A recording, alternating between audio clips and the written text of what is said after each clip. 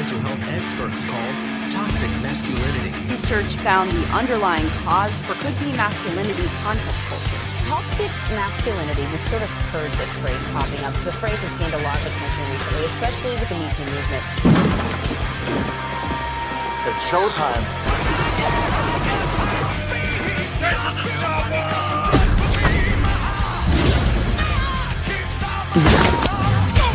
I'm no godless commie.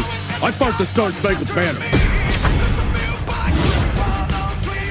You bring the cavalry? Woman, I am the cavalry. They are my people. I am their sovereign. I love them.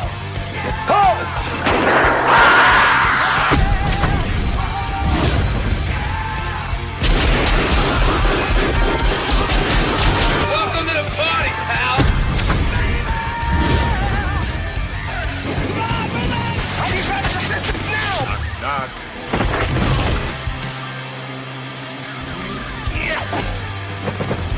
Stick around. What's going on, everyone? Welcome to Masculine Mondays, episode number 40. We're getting closer to 50 week by week. A little bit different camera angle. I feel like I'm going to be looking at like the fourth wall here when I look to the side, because I wanted to kind of fix my setup here when I can actually maybe maintain and manage things a little bit better. And also, I don't want to have a creak in my neck on a daily basis. So I hope you guys like the new view. When I joined the stream here backstage, since it is almost Valentine's Day, ladies, the panelists actually got a little sneak peek of yours truly shirtless. I know. People have been going, Nick, when you going to take your shirt off? When you going to go shirtless on a stream? And listen, I don't grift. Not yet here on Masculine Mondays. However, there is a price, and y'all know what it is. And I almost felt compelled. You know, Cindy almost convinced me to do it. She's like, Nick, it's Valentine's Day. Give the ladies something nice to love and, you know, see you shirtless. And I almost did it. Cindy almost got me there. But anyways, if you're new here to Masculine Mondays, you know, what the hell do you guys talk about here? Well, we talk about why masculinity in cinema is important. Every single Monday is a different movie. And, we thought, it's Valentine's Day coming up. Why not talk about something that we usually wouldn't discuss here on Masculine Mondays? A rom-com called As Good As It Gets with Jack Nicholson and Helen Hunt. It is a movie I had not seen in a long time, recommended by one of the panelists here. And I wonder if you can guess who recommended this movie. Type in the chat if you want to guess who it was.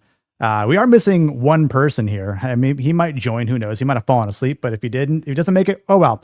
But that being said, let me introduce everyone, as you might as well know who they are. Guys, how y'all doing tonight? I didn't know I was championing women today, but hell yeah, let's go. Well, I mean, you're looking quite nice tonight, so you know. Oh, thank you. Cindy normally is trying to separate herself as far as possible from her species, but in that one moment, she was willing to stand up for all. Right? You Yeah. know what? I'm all for eye candy. I have. Well, I mean, yeah, you did just spend 2 hours on my stream shitting on women. I mean, like literally, it was just a 2-hour shit on women stream, almost entirely. It was kind of amazing. If I just super chat every time she said, "Send me make me a sandwich," I don't know if I would have ever needed to stream again. Oh my gosh, my favorite line was "Get your mouth out of her cunt." So, Nice. Well, that's not very Valentine's Day of you. Sure it is. It's all about perspective. Oh, touche. Yeah, touche. Who was it? Yeah, we almost got you, Kojo. What's going on, dude? I know it was close. It was close. I honestly forgot that with the camera on backstage that I could be seen, because I was in a long sleeve shirt and I'm like, it's hot. And I need to change the camera on the whole time? Yeah, you know. It was. You don't want to have those DSP moments. That's bad. Dark side plot. I like plot side Phil. Yeah, plot side is definitely the way to do it. Oh my gosh. It was probably Leon who recommended this movie. Joke's on you. I'd never seen this movie until today. Yeah, first time Leon saw it. Was it Falbaugh who recommended it? He agreed with it, right? But he didn't recommend it. Right. Yeah. He saw that I was doing this and he was like, oh, dude, yes, I love that movie. I love Jack Nicholson. So I was like, all right, yeah, no problems. Well, it's not, we haven't seen, I haven't seen other people yet be mentioned. I saw one person get it right. Oh, okay. Yeah. Who knows? What's Goodwin the Emperor? What? It's kind of good. Goodwin the Emperor. Oh, I like that. To be fair, there's a lot of homosexuality in this movie. It very well could have been Blue on account of he went to prison and all that. That's true. That's true. Goddamn right. Right. Wait, was he one of the guys that broke in, or was he one of the gay guys? I didn't want to leave. Broke back, you mean? one of the artist queers, you know? I mean, yeah, he was at the art showing. It was definitely. I forgot Stu had like that shitty, like weird facial hair he's got in this film. Right. Yeah, William was like, I gotta miss this one. Sorry, gents. Oh, William. sorry that I'm actually no, man. I'm glad that your plans changed, and sorry that they did, because I think this is gonna be a damn good discussion, because it's not every day that we're gonna discuss a rom-com on here, and this is just one of those movies that it actually just fits very well. And I appreciate the idol raid, Leon. I got you, homie. Everyone who came in here, I'm just going to say a quick shout out to everyone. Mr. Melancholy, how's it going? Valiant Goat, The Furry Friend, Daxinar, Twisted Jack, Sturgeon, EB, True Aztec Warrior, Rabnat. Have you seen this movie? Let me know. No, of course. I said I never heard this movie. Okay. Jesus. Rio, how's it going? Demon Carol, my Helldiver brother. How's it going, man? Mr. Krovax, how you doing, sir? And then we got a little super chat here from Rossi. Get out Leon's Raiders we don't like your kind. Oh, there you go. Jesus. Whoa, Rossi. Listen. I'm a Raider. We know why our short king is a little apprehensive right now. There was a certain trailer that premiered yesterday, and it's been ruffling his feathers. Shout out to you, Rossi. I'm so sorry that Star Wars is truly dead, even though we knew it was dead. Okay. However, I'm not starting the slightest. Fuck that movie. Yes. I thought that Mangu and Budweiser was really a great combination. It made perfect sense to me.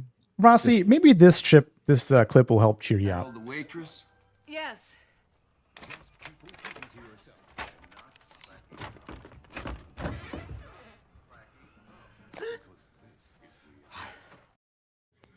Goddamn. You didn't need the pills. Yep. There you go. There you go, Rossi. Thanks for $2, brother. I forgot that part was in the movie too. I was like, her incredibly appearing and disappearing bra, because she's walking up and I was like, well, I see your bra straps and back, and then she does that scene, and then they immediately are shooting over her shoulder, and you can see the strap again, and I was like, what is up with this bra? This thing is just it's here, it's gone. She changes fast. Well, I mean, then she is posing, right? She gives some side boob, some ass crack. Like, oh yeah. You know, getting PG-13 used to be so cool. I know, right? I don't recall any woman ever being that comfortable around a gay man. Well, oh my God. You wonder why I fake like I'm gay, City? No, I mean, you are a tranny. It is absolutely my trap to manipulate and abuse women. Yes. I love the fact you said faking it. Wasn't there a movie about that? I feel like somebody made a movie about that. Like they were faking to be gay so that they can get women. Yes. Yeah. There's like 20 of them. Yeah, okay, that's what I thought. They ended about 10, 15 years ago. For some reason, I can't imagine what it was. I think it would be popular today. Well, it's super popular today. I mean, how many of those like leftist, what are they called? Like male feminist allies ended up getting arrested or at least accused of like, SA and hitting women and shit like that when they'd turn on these videos and be like, I stand with women. So yeah, it happens a lot. Leftist dudes tend to abuse women. It's kind of like lesbians. Okay, gotcha. Well, yeah, anytime you hear male feminist, if you're a woman, run. Oh man. Yes, 80085 is the one of the best number sequences in That's true. calculator history. What's up, Bootsilla? How you doing, sir? Good to see you. So before we start going through some talking points here, for you, Leon and Cindy, since this is your first time seeing it, what was your initial take about the movie in its entirety?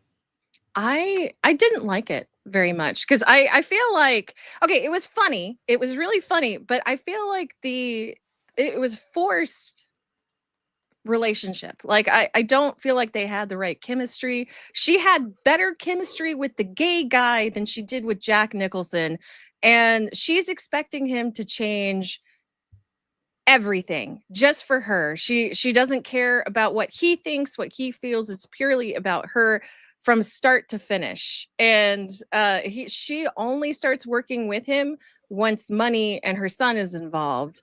And to me, that kind of cheapens the relationship because she comes off more as a gold digger than she does like actually interested in the guy. Yeah, that is a fair point. Everything Cindy just said the past 2 sentences, isn't that every woman on the planet? Like, yeah, I would want to be with somebody who makes me happy, not I'm going to change everything about him because he has money. Okay, right. So I'm not sure how you reach that. Well, no, I'm sure how I do get how Cindy reached it, but I disagree. Yeah, I see what you did. I disagree with it. So like, here's my read on the movie. First of all, I liked the movie. It's definitely not one of my favorites we've covered on this show, but as someone who'd never seen it going into it, I did quite enjoy it. I do like. Now, here's the thing. Rom-coms mostly suck because they're all the same. They're a lot like slasher movies in that regard. That like there's all the same generic thing. But good rom-coms are usually really good. And I do think this was an example of a good rom-com. It doesn't really necessarily good though. Well, it doesn't necessarily fall into the same conventions and tropes. Like it uses them, but it subverts some things in a good way. Like all in all, this movie reminded me that Jack Nicholson can act. Because here's the dealio: Jack Nicholson, for a long stretch of time, was just doing unhinged Jack Nicholson. Like there's no variation. Right. And then when I watched this, I was like, "Fuck! I forgot when he's actually given a role with something to work with." He's a really good actor. So I appreciate just being reminded that Jack Nicholson's a good actor from a purely like craft sense as opposed to outside the movie. Now, in terms of what Cindy said about like wanting people to change and whatnot, at the end of the day, people should change. Now, people should change if they've got objectively negative things about them. There's some aspects in life that are objectively negative, and Jack Nicholson's character in this did have some aspects that were objectively negative, whether it's biological or whatnot, whether it's mental, whether it's because of his illnesses. The point is they are objectively negative things. And to want your like the idea is like, hey, if dude, is constantly out drinking and partying and whatnot, his woman should like want him to change. Now he should also want to change, but by the same token, so I think the things she wants him to change were good, healthy things, not just like change to benefit me, but it would also benefit him. She's almost, I don't want to say she's irrelevant in this film because obviously it is a rom-com, it's a romance film. She's a driving force for his change. But let's say you had a movie with the exact same style of character and he just made it his mission to change himself. I think the read on this movie from Cindy would be totally different because there'd be point is that we'd be acknowledging these things are negative and needs change. So I don't really think adding the female dynamic is a bad thing at all. So yeah, I like this movie. I have some criticisms with it. I'm very interested in the conversation around the masculinity, especially around Greg Kinnear's character, the homo, because I think that might be the more interesting of the two. Speaking of masculinity, super chat. Well, so yeah, this is a lot of fun. Well, like real quick here, I didn't say the movie. Okay, I don't like. This is the kind of movie that it was enjoyable to watch. Sorry, I'm going to put you on hold, but I would not watch it again. And when I say she's constantly changing him, even at the end where I felt it was more glaringly obvious, like she wasn't accepting anything about him. She didn't like his OCD at all. Like she was constantly saying, if you don't do this, I'm leaving. She said it like 3 times. And I'm like, dear fucking Lord, I hate rom-coms. I really do. Like in anime, they're more easy to like get around. I can tell if it's going to be bad or not, usually by how people react to it. But like, I just cannot, I'm not very good with rom-coms because I will just nitpick the woman apart and be like, why are you this way? Yeah, I would. So that would be the problem with this. You're not paying attention to what her character actually is. So first of all, she is flawed, but she has shown a lot of grace to Nicholson as just a patron. You're right. Everybody is. Well, hold up. So she also is obsessed about her kid. And the thing that she has to look at is I'm getting my kid involved in this, and no, I can't have that, because she is now floundering a bit, because her kid is now doesn't need her to constantly be paying attention and all that. And what she's realized is that her life is now a bit screwed, because she's dedicated all of her attention to the kid and kind of ignored how her life has been going downhill, or just kind of treading water at best. And so when she says that she was attracted to him at first, unfortunately he opened his mouth. And you understand why he would put you off immediately, because he's a rude pain in the ass. I found him funny. Well, nobody else does. Oh, I guess your appetites weren't as big as your noses. There's a reason that the owner throws him the hell out, right? I'm sorry, he looked like a Jewish badger. Well, he was Jewish. He's actually in house. I think the girl might be as well. Yeah. Yeah, they both were. That was Cuddy. Yes. I was watching, wait a second. So but the thing is that she's not demanding that he make change. She's basically going, I can't be with someone like this. I've got enough shit going on in my life, and he's the one who decides that he's going to change because he wants to to be appealing, right? to her. And this is the key takeaway, is that, and that's why, because Cindy and I were talking about this a little bit backstage for my stream. She was saying that they didn't do the germaphobe thing very well in the film. I was like, no, I just don't think you were, and I'm not to throw you under the bus. And I was like, I didn't think you were thrown away, or that you were paying close enough attention, because the germaphobe thing is done exceptionally well. It's only after that like nipple scene that we just saw the clip of that he starts being less and less germophobic, and that's because you find out later on he starts taking the medicine. That night that he started taking the medicine. So I was like, so it is actually really well done in that regard. So I think that there's a lot of subtlety to this movie, which that's the main reason rom-coms usually don't work, is there's no fucking subtlety. I think this movie does a good job of that, which is why it is a good rom-com. Yeah. And like you're saying, I think with germophobia, like anything, germophobia, OCD, there's different levels. Like his character technically is considered severe OCD. Some people may have a little bit, or is mid. He's like severe. I'm diagnosed OCD, but I'm nowhere near that bad. That's what I'm saying. It could be ADHD, autism. There's different levels. So like he's germophobic, but there's extreme germophobics where they have like Howard Hughes. The guy won't leave his fucking apartment. Like he at least can go out in public. I think you mean Howard Hughes or Howie Mandel? No, Howard Hughes. Howard Hughes. Yes, Howard Hughes ended up spending his last years in a Vegas hotel room, growing like ludicrously long nails and hair and all that stuff. He went insane. Yeah, but like he would do stuff I did not know that. Yeah, he would do stuff like his shoes were like Kleenex boxes. He would only pee inside jars. He wouldn't even use the toilet anymore. Like that was so crazy, man. That's what killed him. Was just like he was so germophobic. Yeah, like Jason, he wouldn't even cut his. There's worse germs on the jar.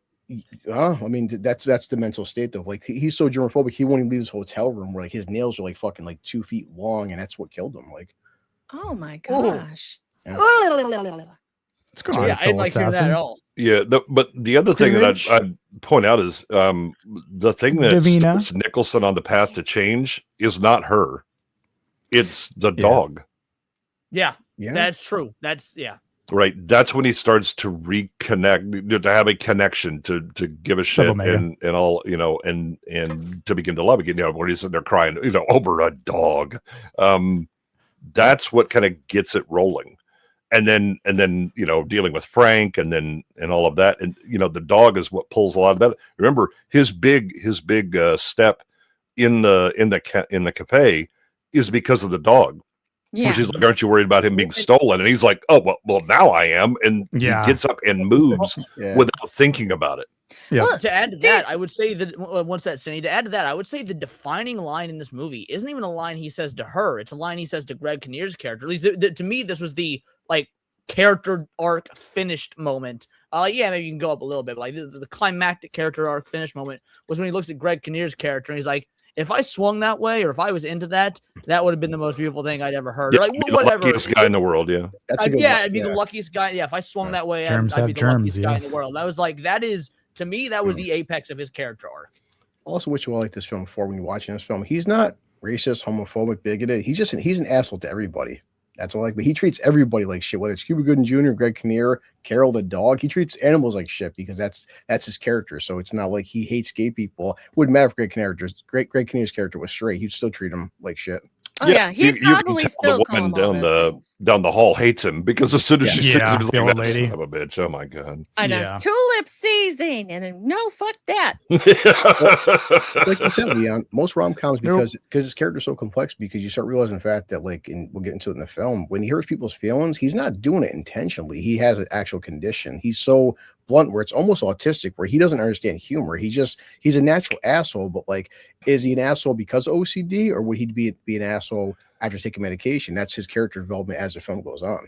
Well, I think it's interesting. There's a couple of things that one, he's abusive people because he doesn't want them around him for the most part, right? Yeah, but the other thing is, he also, because he gets in his own head about whatever he's obsessed about, he's not paying attention to what he's saying and recognizing there's an audience, because you see him several times say something to her that is absolutely off the chain, and then he realizes it, and you kind of see him, again, this is Leon saying, Nicholson's acting is great in this, because you can see the inner turmoil that he has, where all of a sudden it hits him, kind of the record scratch. It was like, oh shit, I've said something that's wrong. And so he'll start to like play with his plastic utensils or to resort him, because he's going back to that ritual that gives him comfort. But he also fronts like crazy, right? He straight up steals Cuba Gooding Jr.'s right to use on the cop just to get him off of him, to leave him alone. Help. I would like to defend my stance on this lady. I really liked Helen Hunt's character in the very beginning. I liked seeing her every time in the cafe. I liked her interactions initially with Jack Nicholson. It was until they got to the road trip that I started finding her a little bit more insufferable, because she was constantly like, she's known this guy for a long time, long enough for her to imprint on this guy's life. Okay, she realizes his flaws from start to finish, and she's just constantly like, oh, you can't do that, you can't say things like that. But she's not talking to him in a way that I feel would be conducive to helping him. She's just constantly threatening him, like, I will leave if you do not change this. And that really bothered me. Which, fair enough. However, to you, I posit this. Why attribute that to maliciousness when you can just attribute it to female stupidity? Well, also she has her own problems going on, right? She believes because oh shit, there's going to be, I'm going to owe him something, and it's going to be some unreasonable demand. It's why, her mom essentially has to go, this is not a gift you can give back. Right. This is it. I don't care, do all that stuff. But she's kind of on guard. I sympathize with her to that point, right? I can't say I empathize with her, because everybody's going to go through things differently. I understand where she's coming from. It's just the fact that she's just constantly like, it felt like to me she was constantly threatening him towards the end. Well, and it really he's also constantly being an ass. Yeah. Then you be an ass back. To be fair. She's like, but that's not her. She could be. She's not pessimistic, What she'll do is keep and leave, right? When she had, and again, when she does you make me feel bad, being around you, and then she calls. She's like, it made me feel ugly inside saying that. Yeah, but she was hurt by the things that he said. No, that I could understand, like her reaction, but it's just like, I don't know. To me, it just felt like I couldn't relate to her after a point, and I just started getting annoyed with what she was saying. I would say, Cindy, initially, when she first sees him every single day at work, he's a patron. Of course, then he mentions her kid. Now you're crossing a line. But eventually, oh no, that's understandable. That's what I'm saying. Then eventually, when the guy shows up to her house, it's like treating someone as a patron versus like a customary job every day. Then this random guy, and Jay would say how many Howard Hughes films, this film wouldn't get made today because he would be breaking so many fucking, the cops would have been called on him 1,000 times in this movie. Yeah, John Hughes is the reason that we have stalking laws. Yeah. Yeah, and then of course, then eventually go on the road trip. Now they're on the road trip in a car with him. He's not a patron anymore. He's not a customer at her job. Now it's personal. You know what I mean? Well, not only that, I am curious to be into that situation.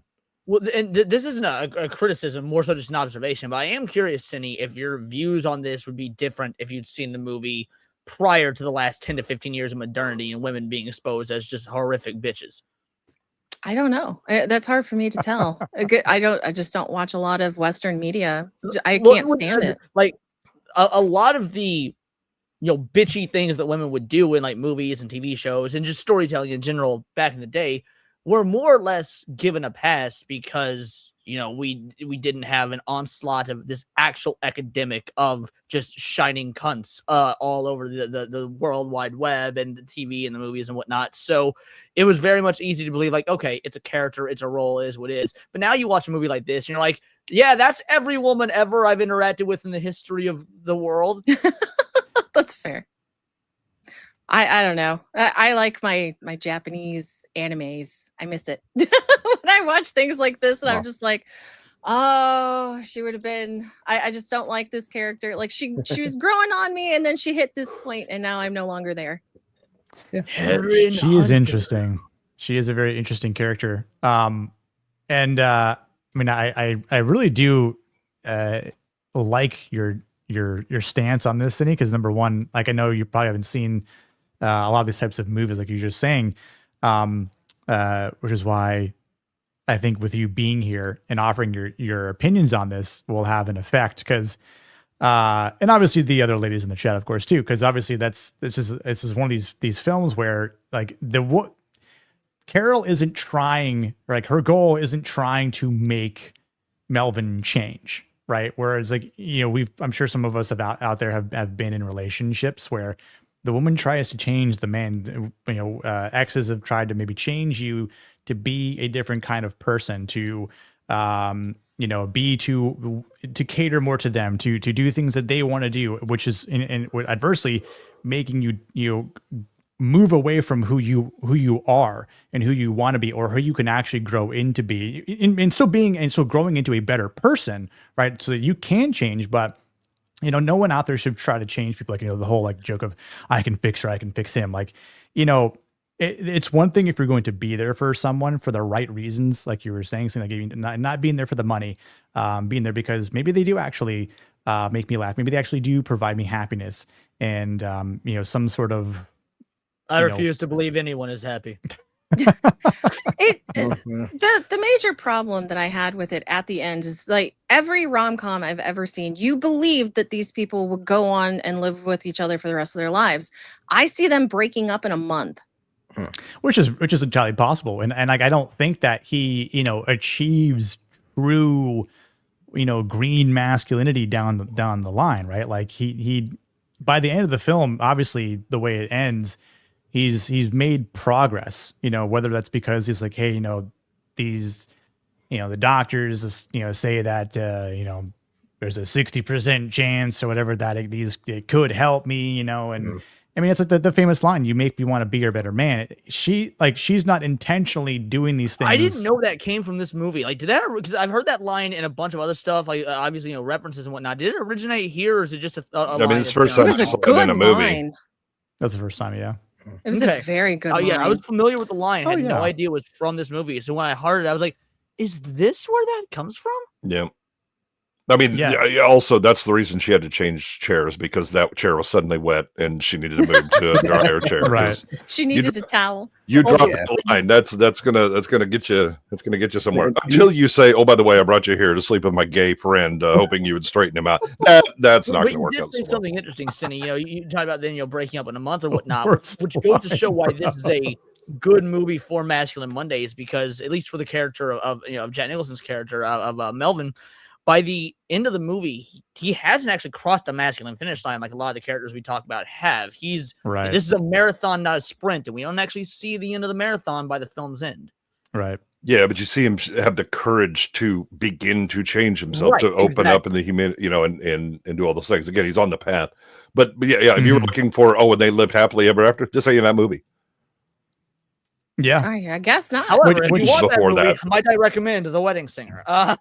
Which is true though, because it's like again, if we've been in situations where you or the woman might in the relationship think like, hey, you know what, it's going to get better. Like we're there's change, we're seeing some progress, but then like you're saying, like a month down the line, boom, down the hill we go, and they break up, right? So there is definitely circumstances where like a man will not cross that finish line, or a woman will, not cross that finish line. So the interesting thing is you can tell that a man wrote this because like the thinking that she has is really reasonable, logical, and it's not just my feels. So the opposite of his famous line in the movie. Yeah, exactly right. And also no woman's writing that line in the movie. But it's that she's weighing this calculus, and that she's she tells her mom, look, I don't have a lot of time left. I'm older now, and I got a kid and all this stuff, and so she can't waste time on somebody who's going to be, a work in progress or a dead end. Yeah. And that's why she keeps vacillating, because she's like, I'm attracted to him, but the practical side of me just keeps going, no, this isn't going to work. And he ends up winning her over, at least for the moment. And by showing improvement, but his choice to improve, well, he didn't really choose. It was the damn dog. It's forced on him. But once he starts on the path, then he kind of recognizes, okay, I've met people that make me want to be better than I am. And so I'm going to put in the hard work. Yeah. Yeah. I think if you are with someone and, as you're in a relationship and that person in the relationship, again, you're going through life itself. Like, hey, we depending on when you met, right? You met in college. Well, you both graduate. Okay. Now you both go into careers, and now maybe you're excelling at your careers, and it's not like a jealousy thing. Like, oh, my partner is making more money now, or is doing this. It's just like, if you're happy in the relationship, stable, and you're going, oh, wow, like my boyfriend, girlfriend, fiance, husband, wife, whoever it is doing very well. Like, now I want to do the same thing, right? Like now I want to, push forward and start to, achieve new things, and just to whatever it happens to be. There's a million different things that it could be, right? Like whether it's hobbies, finding a better career, starting a job, or starting a business, rather, like whatever it is. Like it could be a ton of different things out there. Charity, like just something, being a better father or a mother, right? Like aside from the money, right? What was the good thing that he's done that would wipe his slate clean? Okay, if he didn't get her the doctor, she wouldn't give him a chance. So I just can't see how they would have. I don't know. But that's the point. And what she doesn't see that is, I can take an opportunity. It's actually a burden. And that's why she does the thank you letter and all this stuff. And she's like, but she has a conversation with her mom. She was like, I know what he's going to ask for and all this stuff. And it feels like she talked herself into it, because she kept bringing it up too. And then she was like, yeah, but you look kind of hot. So, I mean, I don't know. Well, no, that's after he forced her to go on the trip. Mm-hmm. Yeah. Well, not only that though. When you say it seems like she taught herself into it, have you never taught yourself into something that you were undecided on one way or the other? Because I know I certainly have. I wouldn't sleep with somebody. Well, but be that as a man, I'm talking about the concept of talking yourself into something, because, like, let's say you've got. I think sex makes it a lot different, though, Leon. Like when sex is involved, that's an entirely different. My fucking thought, Cindy. No, because I'm saying that the answer is no, because sex is involved. Okay, what makes sex different than moving across the country for a potentially incredible job, but leaving your family, everyone, your safety, your security, what you've known for your entire life behind? If anything, that's actually far more difficult to talk yourself into than boning someone. Damn. Well, I think the other thing is that there's no. He never goes, because he's like I gotta go because you have to be a chaperone because this gay guy or whatever, and he's basically coupling in the debt with that. Yep. That's as far as she understands the thing. It's save me from gay guy, because I don't know if he's going to give me the side eye, right? But he's going to give him the one-eyed. One eye. Like, what the hell's the one? Like, yeah, like no, she knows what that is. She's just like, I can't believe you used that. You're saying that, right? Yeah. I mean, I'd say like you could play this out too in a what if scenario. What if he never paid for her? obviously he would. I mean, who knows what she would have done at that point? Like she couldn't, afford the welfare. We know she's getting another job closer to home. Away. True. Yeah. And so it's in his financial interest to deal with it because he's like, no, I need my waitress back because my OCD, and this is what I need. Remind me of the It's Always in Sunny Philadelphia waitress who hates Charlie's guts. The fact that he married her in real life is awesome. I know, it's kind of ironic. Also, to be fair, now when she does kiss Jack Nicholson, she's drinking a lot of alcohol, and no one ever makes bad decisions on alcohol. Like, he had also just dropped the greatest one-liner that's going to get a woman wet in all life.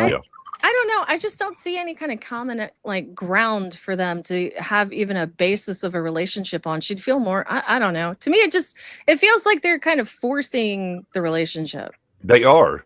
That's kind of the point. But the fact is that she saw him when he first came in and was like, "Oh, he's kind of sexy," and then he started talking, and that went away. But that line made me laugh out loud. By the way, I thought you were good looking.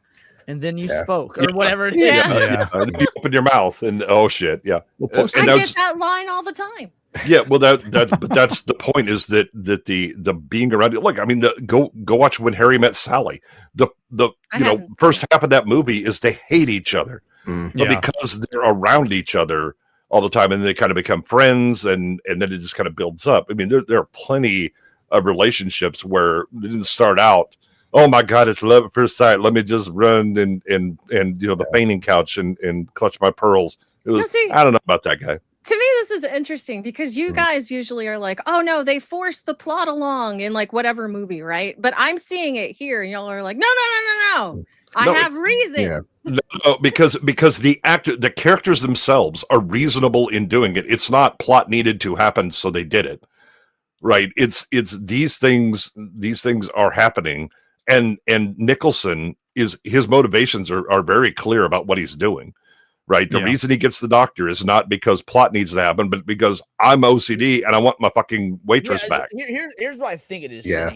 I think that you're annoyed with the decisions because the decisions are, at least by your metric, retarded decisions, even though from a character perspective, they still make sense. You might not like the decisions, but they're decisions that make sense within the characters. Whereas when we complain about, go on. No, I understand him asking her to go with, right? Because this is a guy who's very dependent on her in that regard, right? He's trying to find comfort in the discomfort, like the uncomfortable.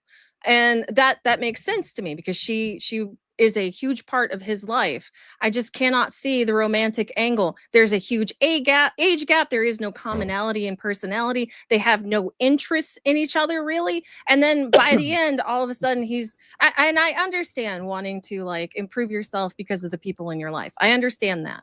It's just, to me, it just feels like they really forced that relationship at the end when he had she had better chemistry with the gay guy. She can't hook up with the gay guy. Yes, so that's I realize, but the point still stands is that it just feels so forced. I couldn't enjoy it as much as I would have liked. I hate the whole ageist angle from Sydney. I mean, Leonardo DiCaprio would be pissed off, That's true. So I understand the argument that because I actually agree with the gay way. I agree with the criticism that the chemistry, they don't have great chemistry, but I also think that, and maybe this is my read on the film, it's kind of because Kinnear had such great chemistry with each of them that it overshadowed their chemistry together. I think you might be onto something. He's definitely the connection for both of them, and also becomes the kind of venue that they both are able to open up through because he's non-threatening to her. Right. It's one of the girls kind of thing, but look, isn't this tragic? And he's having, bad life and all that stuff. You're talking within the confines of the story and whatnot, which I mean, all that's true, but I'm talking about just like from pure acting ability. I think for whatever reason, just the chemistry between Greg Kinnear and then each of them on their own was just really strong from a acting standpoint from the crowd. Like you could feel that he just, I don't know if it's because because I can't think of a lot of other movies he's been in. I know I've seen him in plenty of other stuff. I can't think of a lot of Kinnear's a pretty damn good actor. I was gonna say it's probably it might just be his natural charisma. Maybe he does this with a bunch of other actors because I'd have to look up a list of his movies off the top of my head. But like he has great chemistry with both of them outside, like you just feel it oozing off the screen as opposed because like on paper, yeah, the chemistry works in this triangle sort of way, but once you put it into practice with the different actors, damn, he was really fucking good. Yeah, he was. Yeah, absolutely. Good. I mean, we're looking at You've Got Mail, okay, Little Miss Sunshine. He was actually pretty funny, I think, and Stuck on You with Matt Damon. I think what he's in. I mean, he was Invincible. We Were Soldiers. He's got You Got Mail. He's got a huge filmography though. Yeah, he's great in We Were Soldiers. Yes. Yeah. I mean, he was Anchorman. Yeah. It's you look. I mean, he's the guy's got an acting list of like 50 movies. So I mean, if you look at his filmography, you probably saw these 2 movies he's been in. So yeah, I knew the name. I was like, in fact, I knew his face. I turned on the movie, I recognized him, and I was like, I know I've seen this guy before. What was it? And so I looked up his name. I didn't look up anything else he'd been in. I was like, oh, Greg Kinnear. Okay, yeah, I do know who this is. But I can't for the life of me I'm sure you see Mystery Man. He was a great Mystery Man. Yeah, the Ben Stiller movie. Yeah, okay. So. Yeah, he could probably date her mom. Yeah, I googled the age difference in the movie. He's 60 and she's 34. Holy or 36, shit! Or 36 or something like that. Yeah, he is. The point is like a 20, damn near a 25-year age difference. Which again, look, they could sit adults, they Americans, they white. I don't give a fuck. Yeah, sure. The secret's out, Blue. It's wacky. I got sugar free. Used to host Talk Soup. Maybe I do remember that too.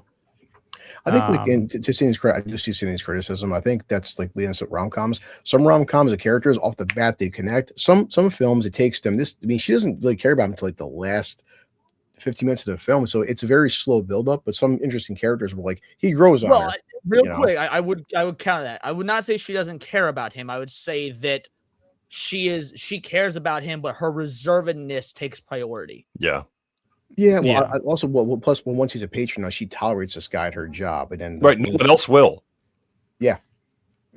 Which again shows that she has more connection than anybody else does. No, that shows she has patience. That's right. You know, the kind of thing that is the reason. No, because again, she kind of she knows his habits. She knows why these things are going, and she's not just polite to everybody, but she also tells him to sit down. You're not supposed to be back here. Sit down. You're getting loud, right? She kind of commands him, and it's but she runs interference with her boss to keep him so that he can keep coming back, even though he pisses off the customers and all that. But she goes out of her way to help him out, but there are hard limits. And plus, we see during the course of the film when she goes on her first date, like, oh yeah, my kid puked on me. I can't. Like, this guy wanted to stop him for a quick hit and quit it, and he's the only man in her life. He actually embraces her for what she is. Yeah. I mean, like the thing about I don't want to talk more about her, but kind of as we've already started to talk a lot about Melvin here, Mr. Udall. I definitely think he has this idea of what his controlled life is, right? He's very isolated, right? Like he states no one's been in here, right? No one's been in his room. He hasn't even kissed someone. So like, it's almost very sad. And again, when you first see him lock the door 3 times and flip the light switch, and I mean, like he takes one bar of soap out of the the cupboard there, and then trashes it. And he trashed his gloves, for Christ's sake. And then he gets grabs another bar of soap and does the same thing. It's like, obviously the man's got money, number one. So that it's just his OCD-ness allows him to just be absolutely careless with money until he realizes that I might be able to actually use my money for some good. And like we've already mentioned, it's because he doesn't want her to leave, because it disrupts his whole routine, right?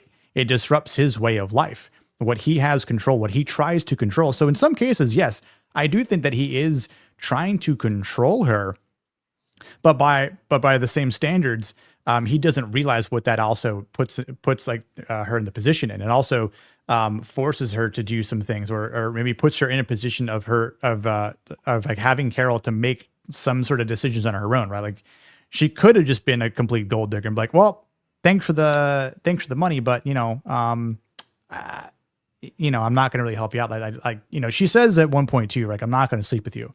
Like she kind of I think she sets boundaries. That's kind of something I have, written down about her. Like she tries to establish some sort of, limit in some sort of self-respect for what she has. And as we've said, she knows who Melvin is. She, how long they've been, how long he's been going in there, who knows, right? Could have been a year, 5 years, 10 years. I mean, probably not that long, but could have been in 30 days, right? We don't know, but long enough that she has been tolerating his shit time and time again, enough that everyone hates him and no one wants him in their section, right? And she's comfortable with putting her hands on his waist, and even then he's just kind of like, whoa. Well, could that be a New Yorker thing though? Because they're always in such close proximity. I don't know. This is why I asked. Yeah, big city. Yeah, I would say we can ask the resident New Yorker here. That's a whole different species of human in New York City. I mean, I would say like if you know, I mean, not that I ever did when I was a bar back or something like that when I was much younger. It maybe like among like coworkers if we're in our way, like, hey, like I'm gonna move you to the side here, sort of thing, but. She kind of puts, her hands around his waist and he's just kind of like this. And he has this kind of look on his face too, right? Like, oh my God, she just touched me. Yeah. Well, he's OCD. He doesn't like to be touched by anyone. Right. Exactly. So like, so like she violated his space, right? Like, and that kind of took this control away from him. And I do think by the end of the movie, like he's not so much control. Like obviously he's kind of starting to loosen up a bit. He's, again, he sees the change. He starts to see that growth and that approach where it's like, okay, you know what? I do need to think about the things I say before I say them. Right. That's been one of the things. I mean, he starts out the movie entirely self-centered. 100%. That it's his world, and he's all inside of it, and everybody else is just like facilitating or getting in the way of what he wants to do. And so, when he pops off things, it's purely because he doesn't think about other people, unless it's kind of forced on him. And that's why the dog is really the initiator for all of this, because now he's caring about something other than himself. I think the dog is the true catalyst here, guys. Issue a correction real quick. That thing ain't a dog. That's a fucking rat. I think he's adorable. It can fit in the purse. It's not a dog. It's not. Listen, a black woman said, "I wish I was treated that way." All right, Leon. To be fair, I'm being a hypocrite and joking because my dog's that size. She was born gimpy. It doesn't count. Yeah. So, kind of as we're gonna rate Melvin by the end of the film, what do we think? Do we think that he's what do we think on his affirmation? I'll be honest, I had yellow down the board here. It's funny because I was thinking yellow down the board. In fact, inspiration might even be, well, you say by the end of the film. So yeah, never mind. By the end of the film, I would actually think yellow down the board. I was gonna say red on inspiration, but the inspiration does get better as the film goes on. Oh yeah, I'd say it's if there's anything that he's gonna kind of push green on, it's going to be inspiration, because he's now doing the things that he knows he can do. But the only reason I push back on it being green though is it's so late in the film by the time we really start to see that taking form. I don't think we get enough of it to actually be in the green. Well, I think the thing you have to look at is where does the character start and where does he end? Where he starts is a selfless asshole who cares about nothing, nobody, and just wants to be left alone. By the time it's done, he has a roommate who is the gay guy that he used to bully. The dog is there, and he's showing up, to Carol's and is trying to woo her, and all these are all things that are would have been totally alien to him at the beginning. So it's more like the journey and the steps that he takes that are really outside of his comfort zone to get on that journey and keep going. That you kind of got to credit. This is also one of those weird instances where, like, I would say you see this a lot nowadays, but you see it in a very poorly written form because modernity. You say where the character starts and where the character ends, and I don't think where the character ends is the best. I'd say where the character is at, because we don't, at least in my opinion, his journey doesn't actually end here. The movie ends, but also makes it clear the story ends. The story ends. That's as far as you can go. But again, it's not. Oh, look, is it what we get now written is. They really were all green to begin with. They just had to realize that it was all within them, but they were always perfect to begin with, which is dog shit, right? This is the you start very flawed. How far do you go on the journey? Right. You don't measure the what destination do they reach. It was the length of the journey they go to. This guy is starting way the fuck behind the pack to begin with, right? And so his journey is pretty long, even though at the end you'd look and go, yeah, he's still a normal. He still has some issues, but Jesus, look at how far he's gone with that. Also, isn't it kind of funny when this character starts off? He's written 62 romance novels, so by all accounts, he should be like an expert on human interaction and females and romance. The guy who hates everybody, won't leave his fucking house for most part, is writing romance novels as bestseller and author, but he hates everybody. He doesn't have romance novels for women. It can be as fantasy as possible. And that's what I was about to say, and it makes logical sense. Like, I know you're going to say it in a joking manner, but he's writing fiction. This is the exact opposite of understanding actual human interaction. Yeah. He's writing what he thinks women's ideal version would be, which is unrealistic as fuck. Well, that does pay off later on with the infamous scene. Like, how do you write women so well? Simple subtraction, Blue. Simple subtraction. I mean, I definitely. Subtraction. How about them ICE deportations? Am I right? Yeah. Poor shot for that. Yeah, I would definitely again go with yellow for both. But I think if he was close, if he's close to green on anything, it is on the inspiration side of things, right? Like if this was, I don't know, a bit longer, which I don't think would work. Or if there were time skips, I don't even think a sequel would work or it would be absolutely necessary at all, which I'm glad we never got one. But it just sort of, again, the imagination, right? Like the what ifs, right? Kind of like Cindy pointed out earlier, like they could break up a month later, and what would that be about? But I will say this: if the medication is helping, and if what he stands by of his compliment, the best compliment that made her have to move chairs because that first chair is just soaking too wet, slippery now.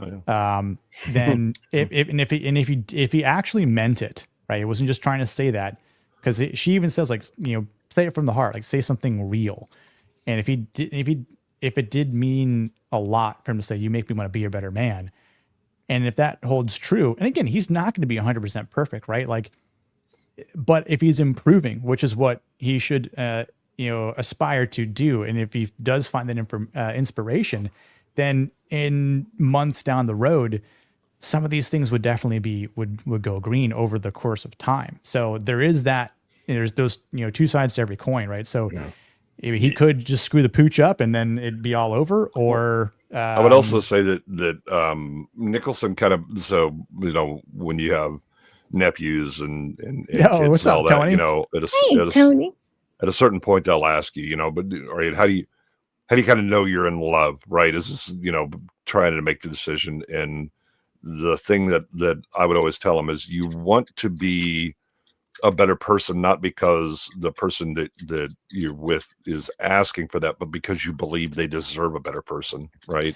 But the other thing is that when he talks about how he sees her, I think what the reason there's kind of an attitude shift in her is that often the other component that I would say is you, when they see you as better than you are, you desperately want to live up to that level or more, right? That because again, they deserve it. You want to be the person that they see. Yeah, if you're put on a pedestal, you want to earn that pedestal. Yeah, 100%. Yeah. Because you believe they deserve it. Agreed. Not because, I have to match expectations or shit like that. No, that's how they see you right now. You may see yourself as below that. So what you do is like I should be I should live up to those, to their beliefs in me. Yeah. Didn't forget Blue. I just want to say, I'm proud to say lovingly that Leon is my Simon. Gay. Blue, you're my turtle. This one's for you, Blue. I love you. I tell you, buddy, I'd be the luckiest guy alive if that did it for me. But I'm assuming we're going to talk about, I don't know, because we review the masculinity here, not the actual movie itself. So if it's not going to come up, then I want to bring it up now. Did anybody else find it fucking hilarious how much everybody's reacting to his busted up face when he's in the hospital? Because it wasn't that bad. It wasn't that bad. Yeah, you got the shit kicked out of you. There might be some scarring. But it healed nicely. Yeah. Greg Kinnear's a good-looking man. Okay, that one scar is gonna fuck him up. Like, I don't know. He's gonna get overreacting to how bad it was. I was like, dude, he got the shit kicked out of him. He'll be fucking fine. Yeah. So the first thing is he's a pretty boy going in, and then he looks like Frankenstein's fucking monster with the giant stitches that they have and all of that in that first on the first reveal popping out. I mean, it looked like Francis Ford Coppola is going to get a hold of you later. I believe they're going to be doing a Frankenstein movie. You should be in. Great Jedi Cash. Yeah, great. Better than Sophia Coppola. Yeah, well, definitely. But once they remove the stitches, he looks a lot better. Yeah. Oh, for sure. Yeah, but that's not how they see them in the hospital. When she just starts crying, and I love Cuba getting like, oh damn, right? Goodwin, the way how you like when we do the anime reviews and whatnot, you fucking loathe the over animated comedic bits. Yeah. To me, this was one of those, but in live action. Kubo was like, oh no, like it's like I was like, I disagree about Goodwin disliking that anime, but I get it.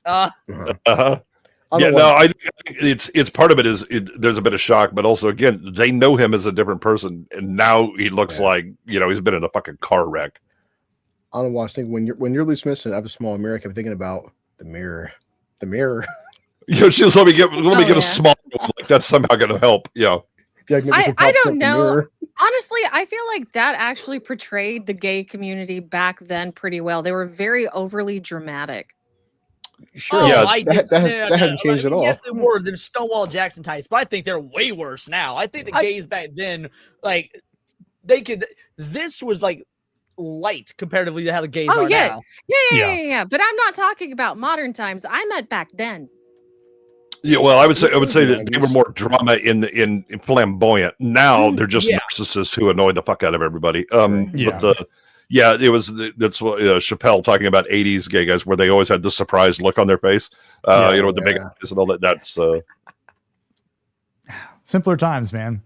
I was going to say the one thing that also probably wanted to make Melvin a better man. I played the clip earlier, right, when she's wet and you can kind of see through her shirt. This is the simplest answer.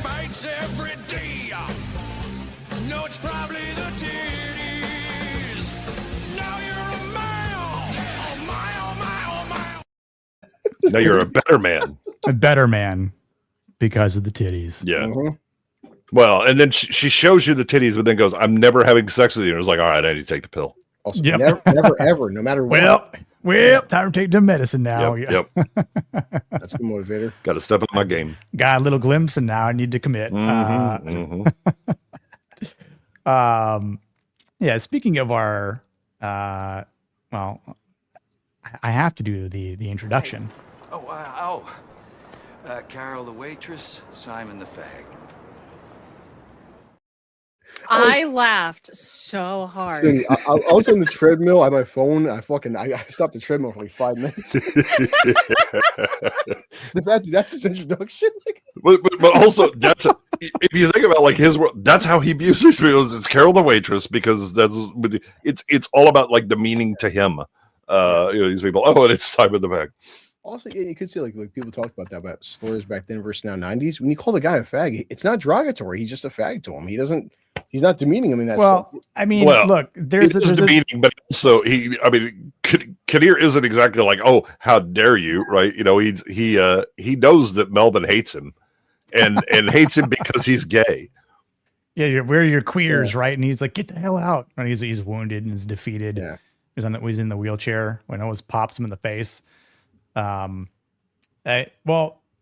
there is a clarity. There's a clip where it differentiates. That line, don't worry, princess, you'll be back on your knees in no time.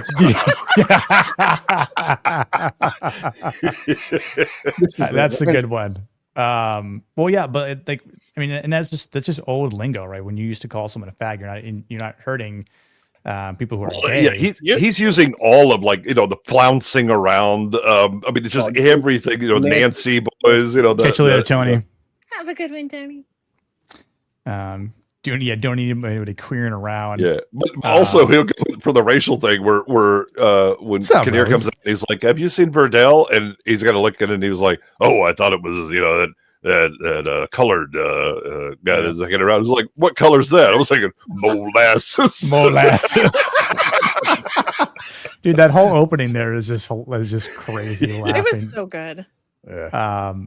If you need to know the difference between being gay and a fag, here's a clip. I happen to be gay, boys. Do you think I'm a fag? Do you ride a big loud Harley and go up and down the streets ruining everyone's nice time? No. Then you're not a fag. Exactly. Simple. I don't know why that is so hard for people to fucking understand. Well, yeah. It made sense, after that point. Cindy, do you want to learn why it's so hard for people to understand? Because it's run by women? Yeah, I'm just gonna give you a little bit of advice. There's an app on your phone called X. I need you to download it, then open it. I love X. What does that have to do with calling people? What? Because you will learn that you will learn how times have changed in the most negative way possible. You'll realize the difference when it comes to looking at these troons on X. No, I still call them. Am I even allowed to say the word on your channel? We've already played the clip. You're just quoting Nicholson. We're off. Right? Yeah, exactly. We're quoting the lines from the movie. So It is not hard for me to pull a Jack Nicholson and call someone a fag. Yeah, well, the mistake you make is thinking that they misunderstand that, and that it's not what they're doing. They're leveraging against it because, oh my gosh, I have to be outraged. That now famous Millennial Woes post that keeps going viral. It's impossible to argue with liberals because they pretend they don't understand the argument, therefore making it impossible to have a conversation or something like that. Yeah. Yeah, look at the scene here with Greg Kinnear opens up the door and he calls me a queer president. He goes, "You and other fudge packers." Dude, the amount of gay jokes in this movie are especially in the beginning are just piled on. It's absolutely on brand for Melvin. Right. Yeah, exactly. And it just kind of speaks to his character and who he is in the beginning, which again you can see his growth. And again, before the whole road trip, he kind of just wasn't thinking about it until I was like, oh yeah, but then he slips up like, I wanted you to sleep with Simon. It's kind of why I brought you here. Oh yeah, that hurt me. I was like, no, dude, I was cheering for you. What happened? You were probably he was definitely going to get laid that night. Oh yeah. Oh no, 100%. Like the panties were coming off. It actually made me think of what somebody else said. It's like in marriage, you don't want to say the first thing that comes to mind or the second. You want to go with the third. I'm like, that dude really needed that one. There's a reason that we filter. Yeah, and maybe there's the reason I've been divorced twice, is I haven't learned that lesson yet. Well, we all knew that. He said, Simon, he's third time's the charm, fellas. You think I can ask a personal question? Sure. Has a woman ever given you an erection? Like, yeah. Well, I love the. Wouldn't it be easier on you? It's like, is it easy for you? All right, yeah, I'll give you that one. Yeah, that was a good. That was a good line. Like, hey, nice packing. Yeah. Like he complimented him. Yeah. It's like he complimented him. So and I mean, granted, he didn't understand what some didn't understand what he meant, but yeah, I was gonna say, I wonder if he knew that was like a gay joke. Well, since he used fudge packing in a prior insult, yes. Oh, right there, Cuba Gooding Jr. It's a 7-minute mark. He goes, assault, and you're black. Yeah. Yeah. So, and again, this is another character I had yellow all the way down. But again, not sure what you guys think. I think so. The interesting thing about Simon is, as a character, his path is I mean, really the only thing that he does is kind of put away the holding on to the rejection from his parents.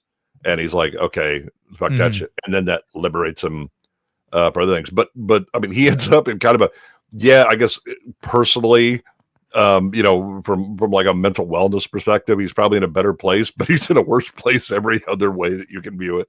He's lost his apartment, you know, his art, all this stuff, you know, and his dog likes someone else. You know, somebody he hates, no less. Yeah. Which again, I think it's also interesting how he realizes Melvin helps him in the road trip to drive him there. Even though obviously he's like, of all people that could potentially drive me, it's him. He didn't have to do it, but he agreed to do it because of another, you know, another plan and, you know, this agenda that Melvin had that was unbeknownst to Simon. But it obviously benefited Simon in the end. So it's something that he could think about in hindsight. Like, you know what? Like I also befriended Carol here, and this actually got me sketching again. You know, I mean, he kind of manned up and ripped off part of his cast there. Yep. I was like, hell yeah, go Simon. Fuck that cast, bro. Not literally, of course, because you know it's kind of weird, but it actually kind of moved him forward, and obviously to the point where he's like, well, you lost your home, but like the clip I play where he's like, man, I love you, Melvin. And like he didn't have to do that either, but I think it's also Melvin encouraging, or sorry, it's also Simon encouraging Melvin, like, dude, like this is your chance, man. I believe you have a chance here with Carol. Like you need to fucking go, dude. What are you doing standing here? I mean, he brings some clarity to him where he's like, you know, you're really lucky. And he's like, I'm not seeing that. He's like, you know who you want. Yes. But you way ahead of everybody else. Yeah. Yep. 100%. So, yeah, I mean, he obviously had some really good moments too. I think because he hit such a low and again, like by the end of the film, he definitely, is at a decent point, right? It's kind of that same thing. Where does Simon's life go? How long does he end up living with Melvin? Does he get back on his feet on his own? I don't give a fuck. I care about where Garfunkel's life goes. God, that's true. Art Garfunkel is the better artist of those two. Yeah, I'll give it to you. Paul Simon is just up his own ass. I mean, someone like him, he gets the shit kicked out of him, man. Like he's never dealt with that. Like that's a good arc from as well, because just getting back to his life, because not everybody can handle getting beat up. Well, his life is destroyed. You know, to the point that he's going back to get another wad of sweaty money from his dad, right? Who he doesn't want to have anything to do with. But the being, you know, with Carol and the rediscovering the art and all this stuff, that's when he's like, you know what, I'm past it. And everything that he's kind of done is been overshadowed by that rejection by his parents. And now, you know, he's like, okay, now it's good. Just, you know, want to say hi, balls in your court, reach out, you know, that's it. And he's good. And he didn't ask for the money. Yeah, he's screwed all this stuff, but he's free, right? He's now he has some agency again, instead of just kind of responding to, you know, the ghosts in his head of his parents' disapproval. What's up, Gabe Walker? How you doing? Yeah, story reminds me of Gran Torino. People have a needy fantasy. They are hated by people who do not actually hate them. Huh? What? No, say that again. Yeah. People have a needy fantasy. They are hated. I don't think that comma is supposed to be there. People have a needy fantasy. They are hated by people who do not actually hate them. I mean, technically Melvin doesn't hate people. He's just an ass, but he might hate gay people a little bit. No, I think it's everyone equally, and it's mostly just leave me alone. Yeah. You know, because if he actually hated Simon, he wouldn't be. He is going out of his way to help Simon. He doesn't have to. Oh, we covered Gran Torino last month. I've never heard of that, and I think I'll continue to not hear about that. No. Well, so I think when you read without the comment or without the comma, it basically reads as people feel validated when they are hated, even if the people that they think hate them don't actually hate them, but they will They will fake or feel themselves like, oh, I'm hated, because it gives them a sense of validation to be hated. Oh, you're talking with when Toad goes to the barber shop. Yeah. And they're joking around like how to become a man and how to talk shop. That scene. And he calls him he makes fun of the barber. I can't remember these down off the top of my head. He calls him like a guinea. And just like, shut up and cut my damn hair or something like that. You talking about that scene?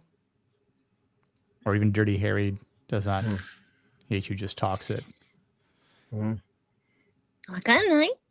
I don't know how that impacts the story, because nobody in the story is needing has a fantasy that other people hate him because they need to have that. Say, Grave Walker, it's okay. I'm drunk too.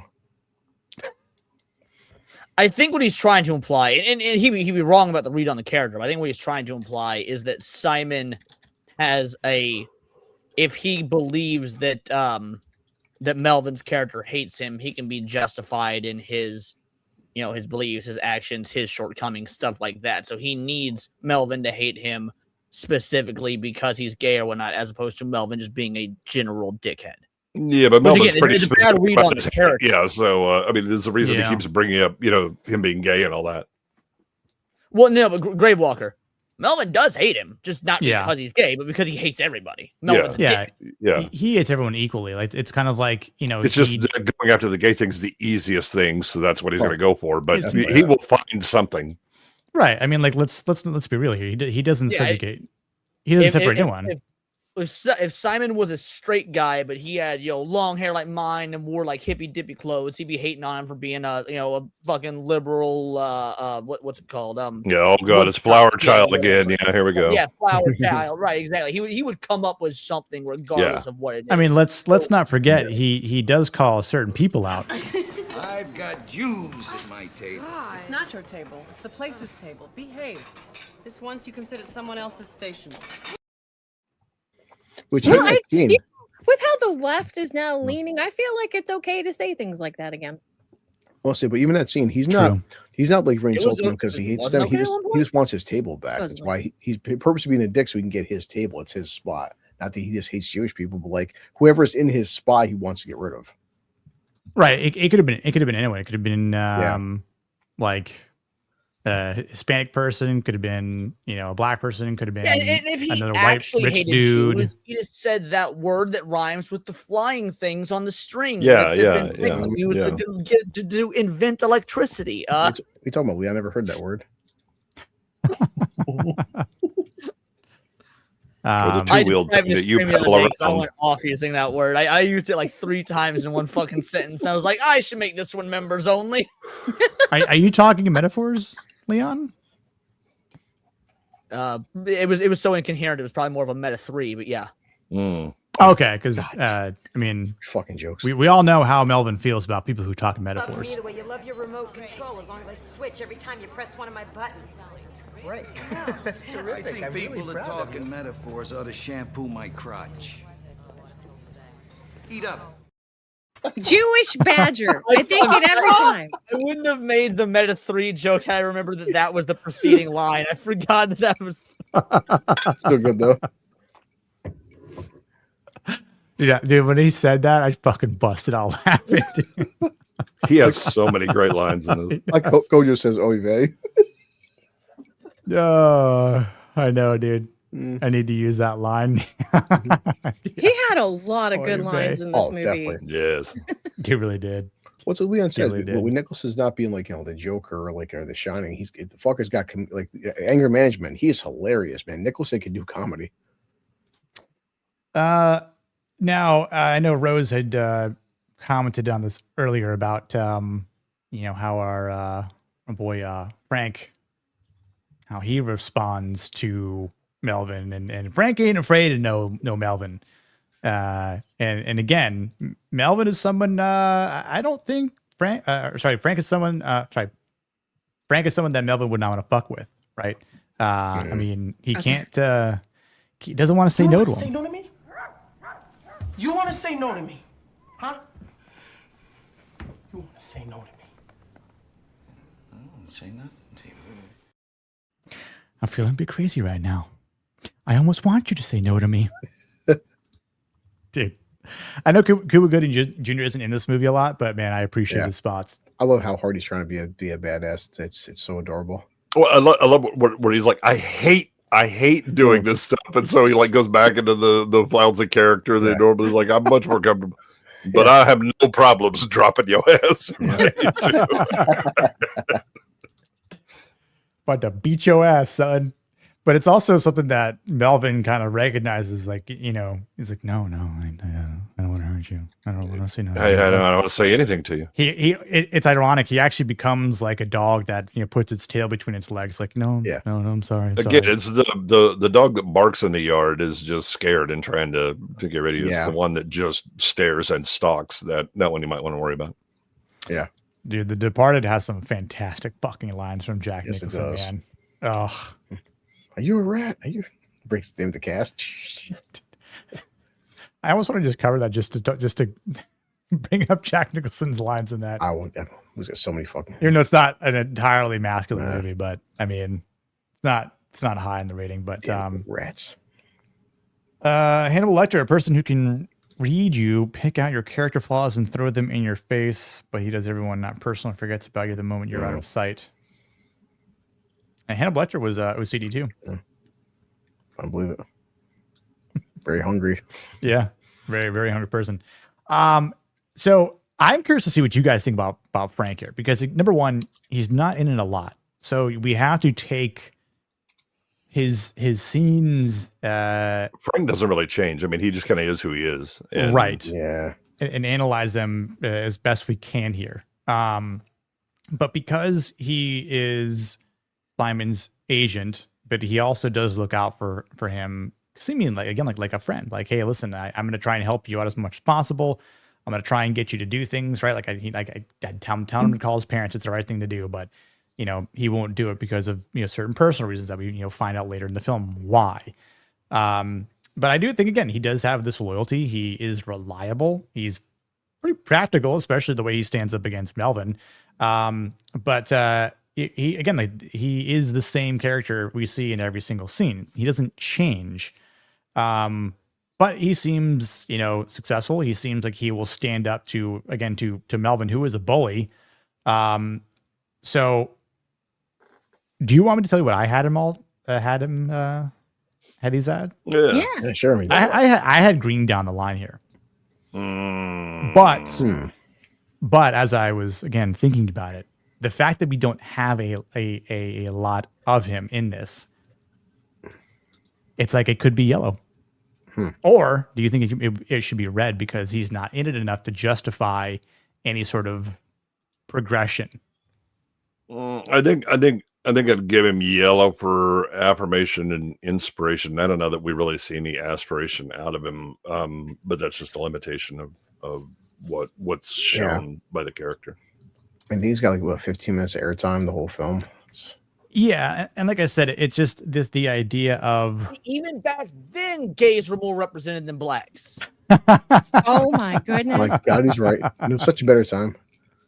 Well, he's got the double whammy, gay black. Yeah, I mean, the man had a convertible, a nice one, you know. So I mean, it was nice a Saab. It was like when GM owned them, so it didn't really count. And he didn't steal it. Well, we don't know that. He has it. We know that. And we didn't say where he got it from. Yeah. And he keeps threatening to go out to get milk. So I mean, like, yeah. That was the director's cut. Well, he's got to do Deleted everything scene. else, but like help the dude out, his boyfriend. Like Jack Nicholson does more for the boyfriend than the boyfriend does. I'm not sure they're really in a relationship with it because he's like, Simon is my friend. He's also like his agent or whatever. Yeah, but I thought they were together at first, but then once as the movie goes on, it seems like it more seems like there's two gay dudes who know each other because they're in the art scene that was full of homos.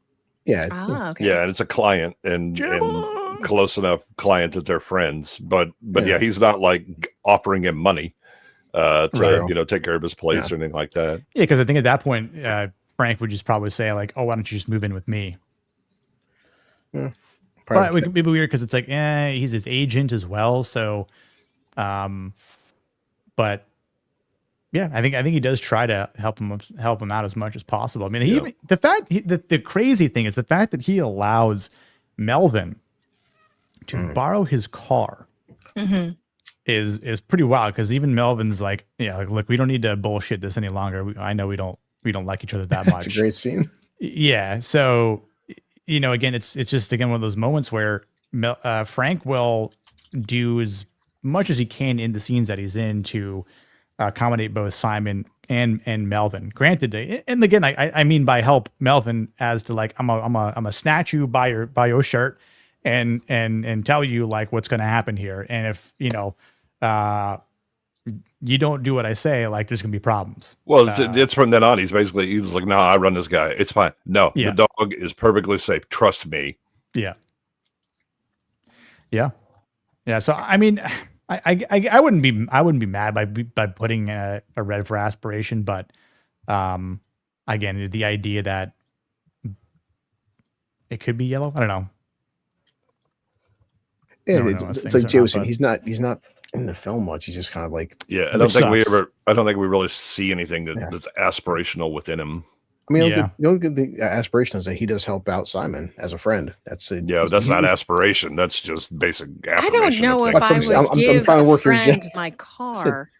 So he's a good friend and possibly booty or someone who's not your friend though too. Yeah. Well, he says he would drive him, but he has a high maintenance client coming in that he has to take care of. So he's like, look, I would drive Simon, but I don't. And so he's looking for a solution for this because nobody else is around to help Simon. Everybody else is dried up, because Simon's called them all, trying to get money, and ain't nobody doing that. And so, but he's like, but I run this guy, right? I know that I could get him to do what I would because I've already demonstrated that. Yeah. Which makes sense to me. I'm perfectly fine with that.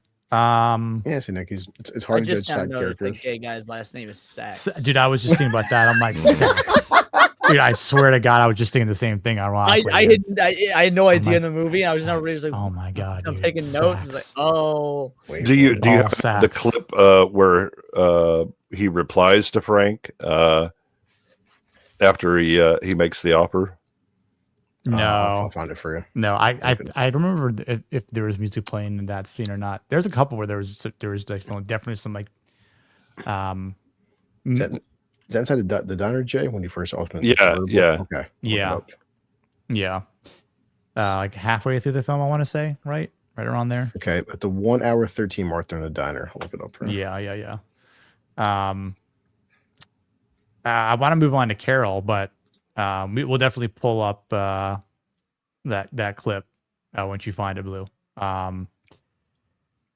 Look, we've already had a pretty good discussion earlier on with Carol, which I was definitely enjoying, especially from Cindy's perspective. I want to say for her to tolerate a lot of what he's had to deal with, obviously, I forgot who said it, definitely requires a lot of patience.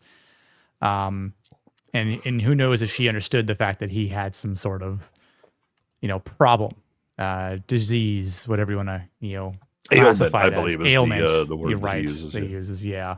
But I do believe again that she does show some compassion, and I think with anyone, right? Like you could be a very kind person, but the moment someone says some shit to you that tips you off, I mean, it's like you have every right to act like a bitch or act like an asshole right back to them. It's kind of like that reply, like, hold on, like the record scratch. What did you just say to me? Right? Like the moment where he fucks up in the first time in the diner and he insults her kid. Right. I'll play it's a very long scene, but the pauses in that scene are so it was so that felt. Scene that made me double take his acting. Because like I said, this movie really showed that he doesn't just have to be manic Jack like he is in so many of his famous roles. Like that was a very intense scene. I was like, It was fuck, this is good. The consternation at first where he's like, what is this shit? And then he realizes what he says, and you kind of see his eyebrows go up, and then he starts playing with his silverware or whatever, he's like moving his hands. He's like, oh shit, I'm just hoping I can disappear, do a Homer Simpson through the bush on this one. Pretend I'm not here. But and his hands aren't really like trembling or anything like that, but you can No, he's just much be busy doing the ritual, Yeah. Let's go back to the thing that makes you comfortable. Right. Yeah. Let me do this. Oh, that's just fitness. It's on Netflix. Look at this line. Lunk alarm. Can you drive him? Think white and get serious. I need to tell that to Eric. You need to tell that to AJ. You need to tell that to Kata. You need to tell that to basically every black streamer we stream with. You can tell that to, with the exception of maybe Mugen Lord. And I don't even know if you've ever actually streamed with him. So just on your channel. Mugen, LG. yeah. LG. LG, I'm coming for you. Forgetting anyone? There's No, I don't know. part two, that Nick. Yeah. Yeah, you got it. Yep. So it's on Netflix. It just adds here. There is some mental health foundation that raises money for people like you. Please be sure to let me know. Last word freak. Yeah, he last word freak. Yeah. The fact that he mumbles that under his breath is just hilarious. By the way, I don't know if it was a Netflix issue because I was watching this with subtitles on. Because I watch all the movies with subtitles on. Because unlike some of you retards, I can actually watch the movie and read the subtitles and not fucking miss anything. Fuck yeah! Anyway, I do. I don't know if it was censoring them or if it was just like a link issue. Nacho. Several of the subtitles were slightly altered from what was actually being said. And sometimes it was the slurs. Other times the slurs were there. Sometimes it would cut out words that just like, I don't know if it was a bad sub job or Netflix was getting freaky deaky with the subs, but something was off. I didn't notice, honestly.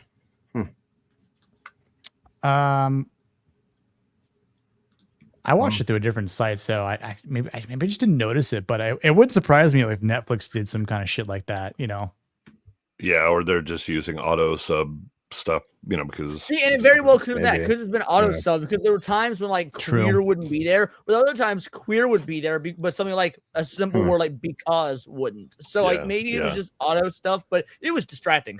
Yeah, I mean, I watched it on my phone at the gym, but like no one likes a bad sub job, right? It seemed okay with me, but no. Yeah, I'll play this clip of her just reaming out poor Melvin. I mean, it was deservedly so. If you ever mention my son again, you will never be able to eat here again. Do you understand? Give me some sign you understand. Or leave now. Do you understand me? You crazy fuck. Obviously, the scene's much longer. Yeah. And I don't want to divide up to like 5 different clips, but the pauses, again, like as Leon said, they're very intense, and you can just feel the awkwardness in the room. I mean, everyone's looking over at him, and then he finally says like, yes. She's like, I can't hear you. Yes, and then he finally goes on, but like that was a big wake up call for him. And it is very interesting because it's like that slipped out so easy for him to say that, and for her, it's like, oh, that is that one line that you do not cross, and obviously, I feel like most people would be react that way, right? It's like if you said that about my niece or my goddaughter, you best take a step back before I react in a very violent manner. Yeah, I hope you said it on the run. Right. Yeah. I hope you can run faster than me. Yeah. But the same thing. Go ahead, Cindy. Sorry. I was gonna say, I'm surprised she didn't say you'll never be able to eat again. That's that's thing. Certain people just would honestly they would put them in a hospital for saying that shit, and and everyone knows here being a parent. You shit on me all day, I don't care. The second you shit on my kid, whoa, son, you crossed the line. The funny thing is though, is let's say like he said something and like she actually punched him, she probably wouldn't have gotten fired. Because I think she probably got a raise. Yeah, her boss probably would have been like, and I think people probably would have cheared, especially all the other waitresses. Too, yeah. But not only that, everybody clapped. But I feel like again, like that would be one of those hard truths to swallow, where once he maybe came back and it was like, I heard you loud and clear there, Carol. Just want to eat my eggs and bacon and not say any rude remarks that insult your son, little Spence. Cover your mouth when you're coughing. Yeah. God. Or you should respond when someone talks. You should answer when someone talks. Yeah. And I can't have that. I can't have you teaching basic etiquette to my kid. You of all people. God only knows the type of mannerisms that poor kid would pick up along the way. Yep. Well, he'd be very colorful in a conversation. Yeah, unfortunately, he'd be talking to himself because no one would want to be around him. Oh, could you imagine him saying half that shit on a soccer field? Well, I mean, listen, those might be some good insults when you're talking shit against your, the opposing team. Yeah. Now your teammates, probably not so much. Well, also too, this is why he's mostly a shut-in. He goes to the same diner, the same waitress, the same seat, and he tries to avoid people as much as he can. He just goes to one spot every single day, and he's not good in public, and he knows that. Yeah. Well, it's also why she's the him coming and then seeing Spencer and then doing the etiquette where she's like, okay, I can't have this, right? That's kind of her defensiveness. I don't know if I can I can deal with crazy at work or on my own, but crazy ain't coming near my family. Yeah. Right. And that's kind of the where she keeps, and it's why he will act reasonable and kind of pull you in because he is charming when he's not being an ass. Very true. And then all of a sudden here it comes and you're like, oh shit. And then you realize I can't have my kid around this. And then he gets charming again, and so you kind of get pulled back in. You're like, okay, maybe this is something he can control. And then when he does I'm taking the pill, she's like, so how are those working? I hope they're working. I hope. Right, because she sees the she's attracted to him, but most of hers is like, okay, either I'm getting old. I can't waste my time on somebody else, but also I got a kid. I can't just think about me. Yeah. I have to worry about that. Yeah, but good when she's wearing a house dress. Who wears a house dress? Yeah, to a exactly. Who restaurant wears like a house this? dress? Yeah. Cindy, would you wear a house dress like this? I mean, come on now. I mean, she looks really fucking cute, though. I really like it. Oh, I 100%. probably would. I don't think there's anything wrong with them with what she was wearing. I mean, clearly, when she walked into the restaurant, the host was not saying, or hostess, I guess, whatever, didn't say, "Ma'am, your dress is not acceptable here." Yeah, right? yeah. We have a code, and this ain't it. Yeah. No, it's just again, it's Melvin who's irritated that he had to do these things, and so he's just lashing in general. And then he says something, and then he's like, "Oh, I said that out loud, didn't I?" Yeah, that's a problem. Yep. And it was just like, dude, you were about to get laid tonight, bro. Yeah, he was that close. You're fucking risen, as the youth of today say. 22, but then he probably been laid in so long he doesn't even know what it's like to socially be normal. Who knows if he's ever gotten laid before? Yeah. I mean, he could be a straight up virgin. We don't know that. Exactly my point, Wayfair. There's nothing wrong with that, bro. I was like telling Hunt, not sure what happened to her. She reminds me of Lily. I think she's just got older. Sobieski, never heard of him. I was telling Cindy in the backstage before my show that was like she is like oddly attractive for an older woman. She does have an interesting attractiveness to her. Like I think. So this was 97. I think she was Twister came out in 96, I believe, the year right. before this. Yeah, she was cute in Twister. Yeah, she's super cute. Now she looks like Melissa Etheridge. Which version of Melissa Etheridge? I don't know, but I look at her picture now and she doesn't look the same. She looks like Melissa Etheridge. Yeah, Twister was 96. Yeah. She was beautiful in Twister. She was, yeah. No, definitely. Yeah, I mean, honestly, she's aged. No, poorly, Waylon, but that's Holly Hunter. That's a different person. Wait, that was Mrs. Incredible? No, he's Holly Hunter. Yeah. Hunter was who is currently trying to keep her dentures in during Starfleet Academy. Oh, yeah. I mean, she was great in Raising Arizona though. Yeah, that's what I meant. It was Holly Hunter was Mrs. Incredible. He's one to Lex Luthor about fucking pissing in a jar and calling it Grandma Sweet Lemonade. Also, did you guys know that one of the waitresses, the taller Galaxy one, Quest. she's in Galaxy Quest. Yep. She played Laurie. No, didn't notice that. And then you have the guy from Heat. Good call. Apparently, Maya Rudolph has a bit part in this film, but I didn't catch it. Really? I don't know who that is. Well, you also had the guy from Dread. He was the dishwasher who gave Nicholson her address. Yeah, he's in. Remember the Titans? You're Left right. side, strong side. Yep. So you want to make money? Want to make an easy buck? What's your last name? Connolly. Boom, done. Bus boy just trying to make an extra buck. You know what I'm saying? Yeah, Leon, you are right. I mean, Maya Rudolph is considered in the casting credits for this film. I didn't. Yep.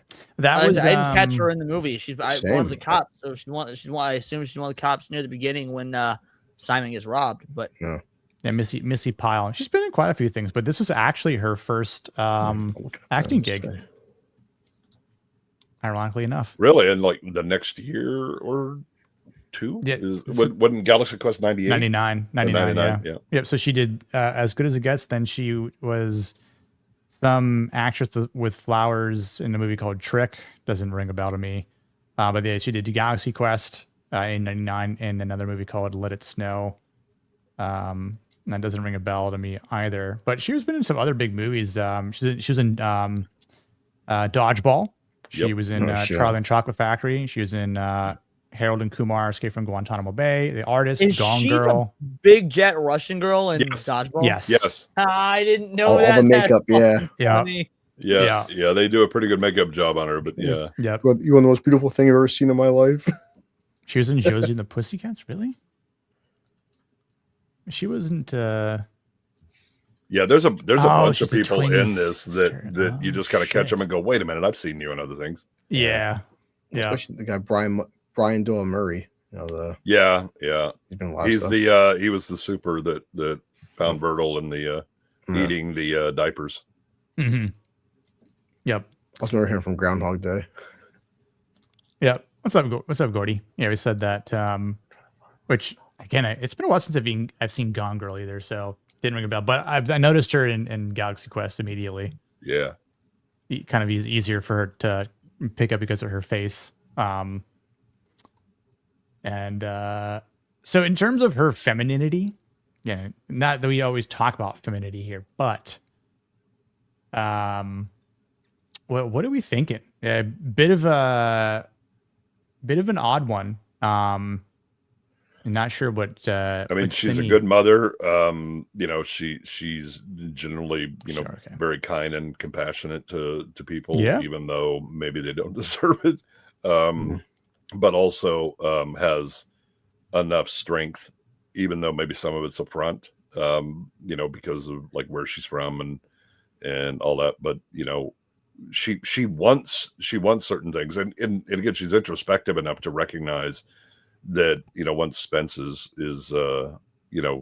cured, or at least his allergies are under control, then she recognizes that she's kind of cast adrift, right?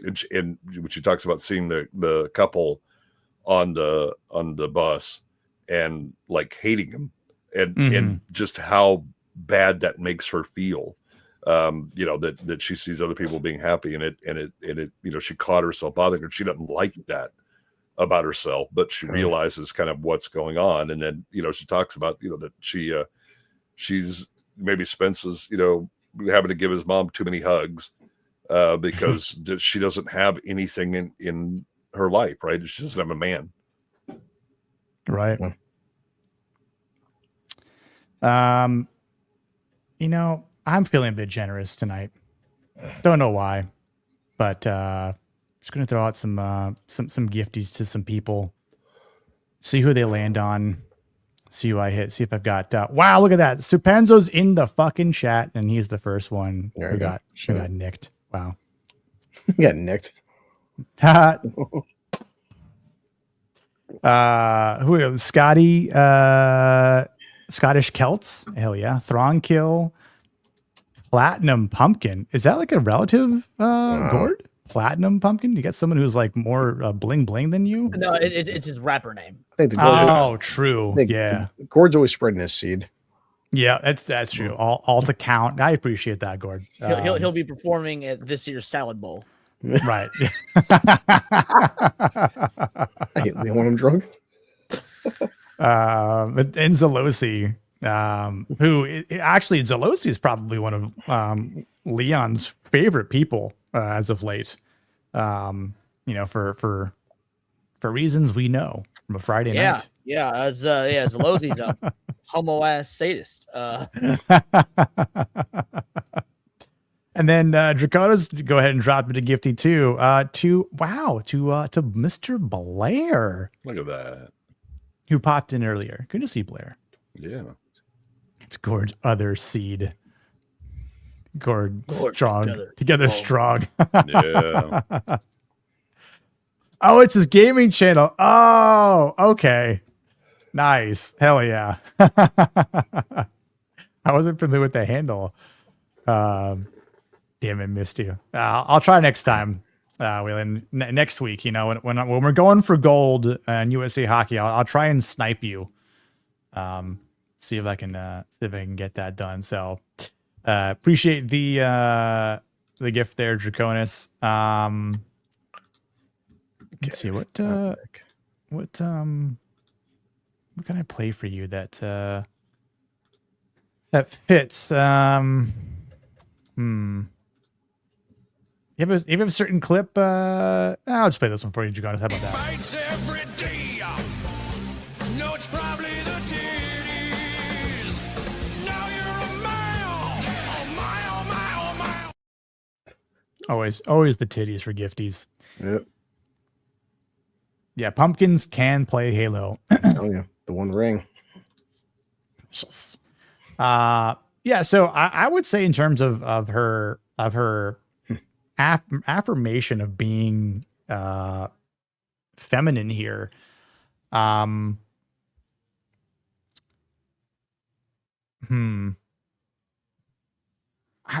don't know if I might give her a green on this, to be honest with you. So Jay said she's a great mom, and anybody I'm lucky enough to have a pretty healthy son, but having a sick kid is a nightmare. It's constant pressure and tension, and like bringing a kid to the ER like what 5-6 times a month, she said. Yeah, but I mean, at that point, just fucking like put it down like old Yeller and try again. I do this stupid shit. Just look, have someone else take care of them. Just give them to Melvin at that point, And by someone else, I mean a doctor, maybe a certain like a Kevorkian. Yeah, she's a woman. That's true. I'm just saying, like with a nose like that, you'd think she'd have strong genes, but apparently not. She smells. What's that, Blue? Not only does she have a sick kid, but he has a fucking bowl cut. Just get rid of the little fucker, dude. It was 90s. Come on. That was definitely a 90s haircut for sure. Fuck, I had one at one point. I mean, I kind of had one, but I was like 4. So, I definitely grew out of it at a very young age. I stopped at 20. Come on. Court says the nose allows Helen to Get him out of your chat. Oh my god. I found the clip, Nick, for Maya Rudolph. It's like blink if you miss it, but oh yeah, I'll play it real quick. Right there she is, eh? Oh my god. Y'all remember when Maya Rudolph was skinny? Look at that. Oh yeah, she was young as hell. Damn, yeah. Look at that, man. Y'all remember when she was one of the like very few funny females, then she even lost that? Yes. She gained weight and lost her funny. How the fuck does that work? No, Matt Smith loses weight and loses her funny. She gains weight and loses her funny. She's great MacGruber, though. Yeah. That was when she was still allowed to be funny. You remember when MacGruber like 2008, dude? That movie is going to be 20 years old soon. Mm-hmm. God, that's why I drink. Well, you just didn't have parents that liked your hair, Waylon, maybe? I don't know. She married Paul Thomas Anderson, didn't have to pay bills anymore. Yeah. Well. Wait, Maya Rudolph married Paul Thomas Anderson? Holy shit, really? Who? Unless I'm thinking of a different PTA. The only PTA I can think of. Yeah. She's in the new Muppets movie. I don't remember, but Idiocracy. Okay, Gord says they've been married for a while. They've been married a while. I didn't know that. Since That's 2000, kind of crazy. Since 2001? Am I reading this right? Damn. 25 years? Really? That long? No way. They've been married that long? How young were they when they got married, dude?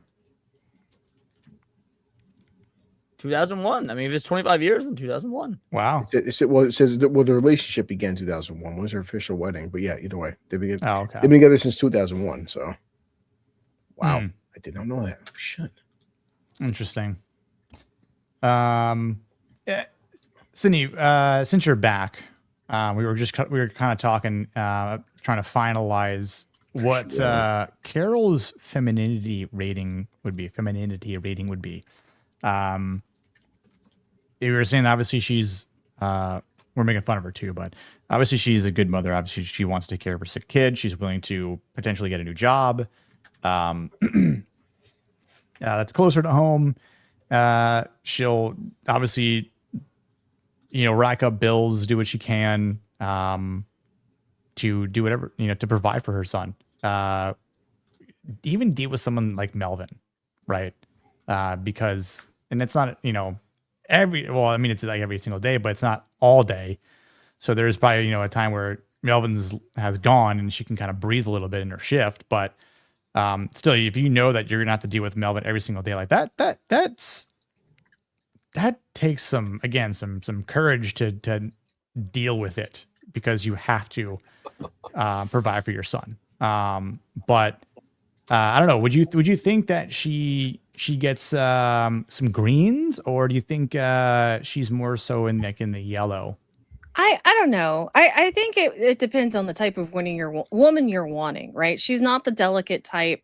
She will absolutely tell you to go get fucked, but also she will be that person to listen, like when you have a problem, right? Or you just need.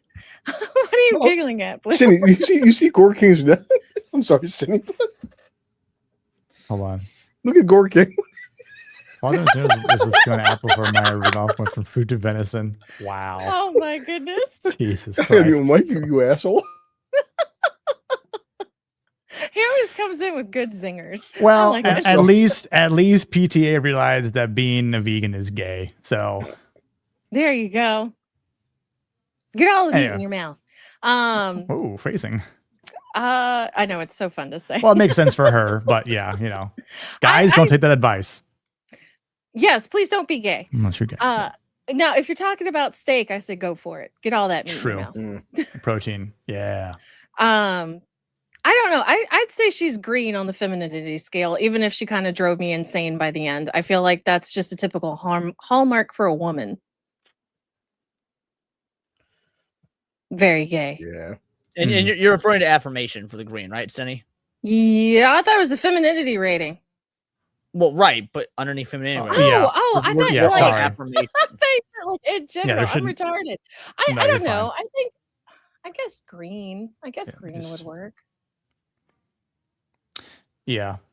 So here's the deal. I'll accept green for Affirmation, Yeah. but I don't see a goddamn inspiring thing about this character No. whatsoever. I mean, Right, I like this exactly. character fine. I think she works with Jack Nicholson's character. I know that Cindy has She's issues not with it. very- All in all, I think the dynamics work and everything. I would straight up go red for inspiration. I don't see anything inspiring about this character. Yeah, and She's supposed to be though, isn't she? yeah, Like well, that's she's what I was about to say. She inspires him to be a better man. But the thing is, the movie tells us that. I don't really think it shows us that. That's what I mean. There's no actual chemistry. You're not seeing that, and that's what bugs me.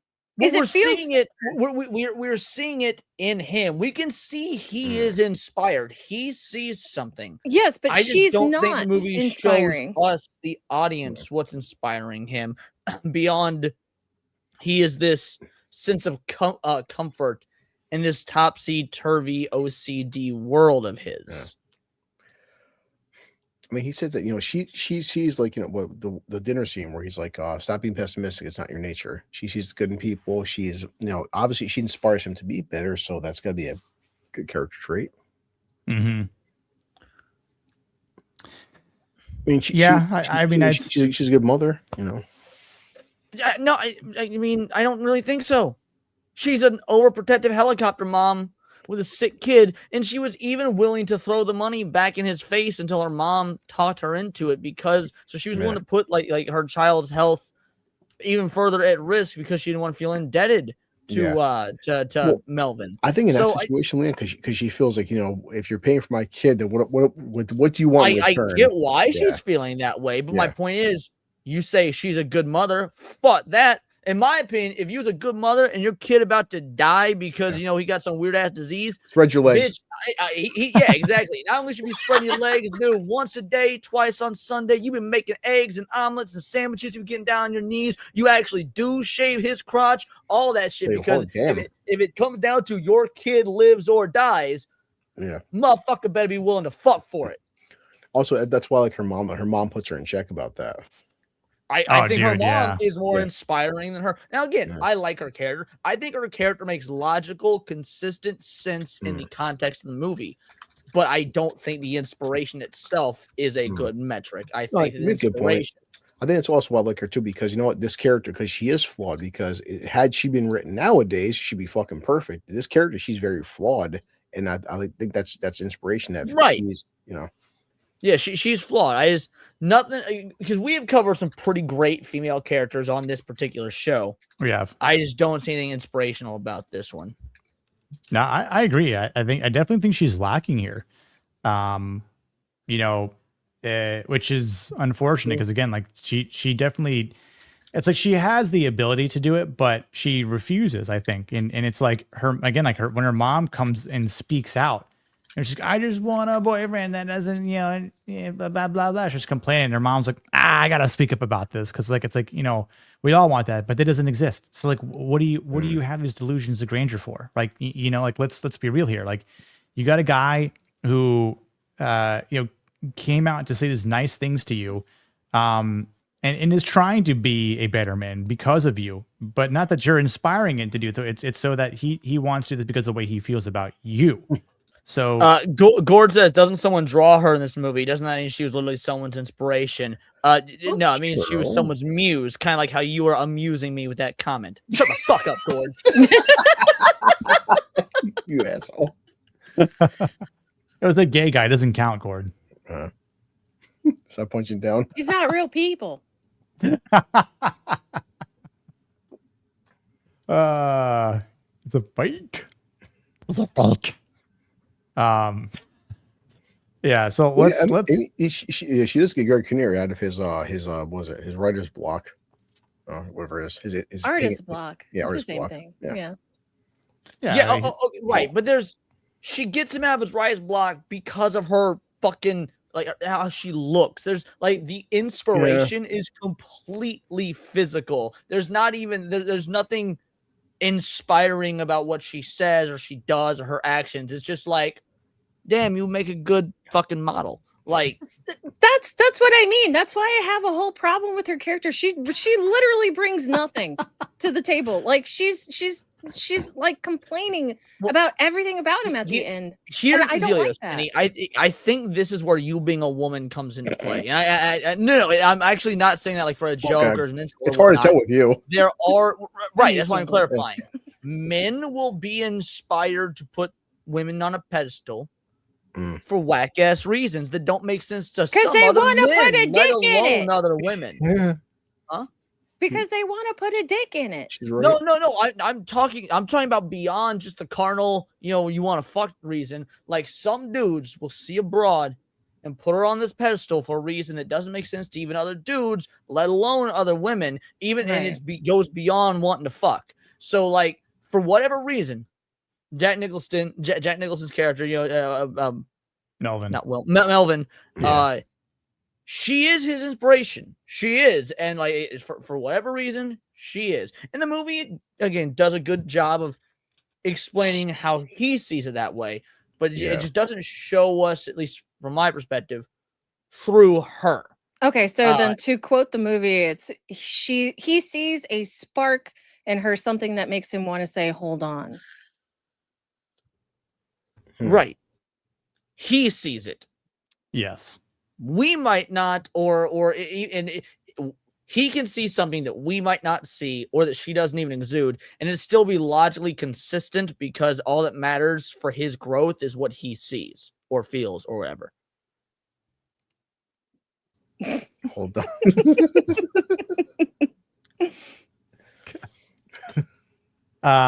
No, I agree, Leon. Because like I asked myself this, if would I be attracted to this or her rather, right? Like would I, go after her as an example, knowing what we know in this movie of her, right? And it's like saying if I'm experiencing conversations through her, like I mean, like we see her go on a date, right, with the one guy who was like licking her forehead, which why is he doing this for? Weird, but like she just laughs at it, like she just starts chuckling, and then it's like, I got to go tend to my kid because he's still here, and I got barf on my hands, that gets on him. But I do think that for what she is trying to do, which is just be a mother, and date and get out there, right? It's like in the beginning, we'll like kind of like rehash some things. She states that she'll never sleep with him. Let's just set some boundaries and some rules, like never, ever. However, unless you drop some hot one-liners, right? Like you make me want to be a better man. When she's like, "That's the best thing I think I've ever heard," right? I think that line is so much better than "You complete me." I agree. Yeah. "You complete me" is kind of meh. I think. I mean, like, I think if for any of the women out here, like, oh yeah, of the two lines, like, which one's going to have a bigger impact? Would you say? When you say which one's gonna have a bigger impact, do you mean the red versus green dynamic?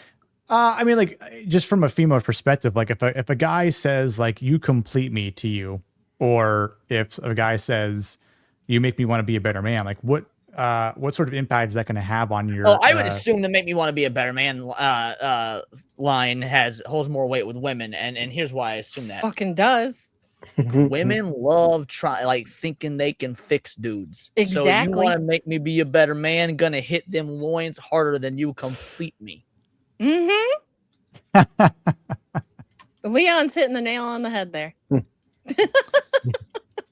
and again, that's why I think it's the seat was rather moist afterwards, and why she had to change the seat. Waiter comes over. What the fuck happened here? Someone spilled water? Hey, that's pretty impressive. Old Jack Nicholson had more sex appeal than Tom Cruise. To be fair, once you put that suit on, though, he walked in, I'm like, man, Jack can hold down a suit and tie. Oh, yes, he can. Well, and that's the other thing, too. Like, he realized that he wasn't going to get in, and I think it was kind of funny when she's like, oh, because I'm sure you guys dry clean those. And he's like, actually, we don't. And she's like, don't say that. Like, he's got a thing and, an ailment, and that's going to, turn him off. And then he's like, stay right here. And he drives to the nearest store where he can buy a jacket. Because this is a special moment to him. Like he's like, I mean, obviously the road's a little wet too. Is that foreshadowing? Maybe like the car's sliding on the wet pavement as he's trying to get the jacket, to look all suave, but it's like, that one, right? So, but he comes back and looking nice. And then drops that line, which the problem is that he drops another line that obviously undoes what he did. So it's like you were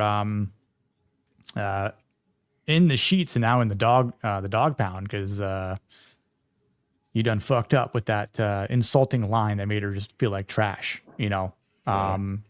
which he kind of does again at the end when he's on the steps and I mean, I got that clip too here. I'll just play them both real quick. You make me want to be a better man.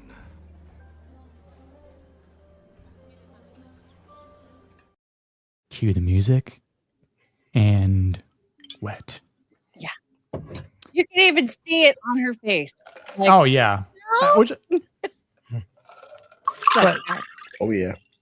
But like when he goes in like 4 o'clock in the morning, right? Which, you know, that's some like young couple type stuff. I mean, the fact that he's a bit older and still doing it. What did we say? How old he was? It was 36. He was 60 something and she's 36. She's 36. Like, you know, it might make sense for her, but I mean, like, you know, what 60-year-old? I mean, maybe for like Leonardo DiCaprio, but what 60-year-old is going up to, you know, a chick's apartment and trying to seal the deal here. So a guy without a lot of options, neither. One That's that doesn't true. lick her forehead. Which, you know, that might be a bit normal to not do. I mean, you know, I was going to say, let's not normalize that. No. That's no.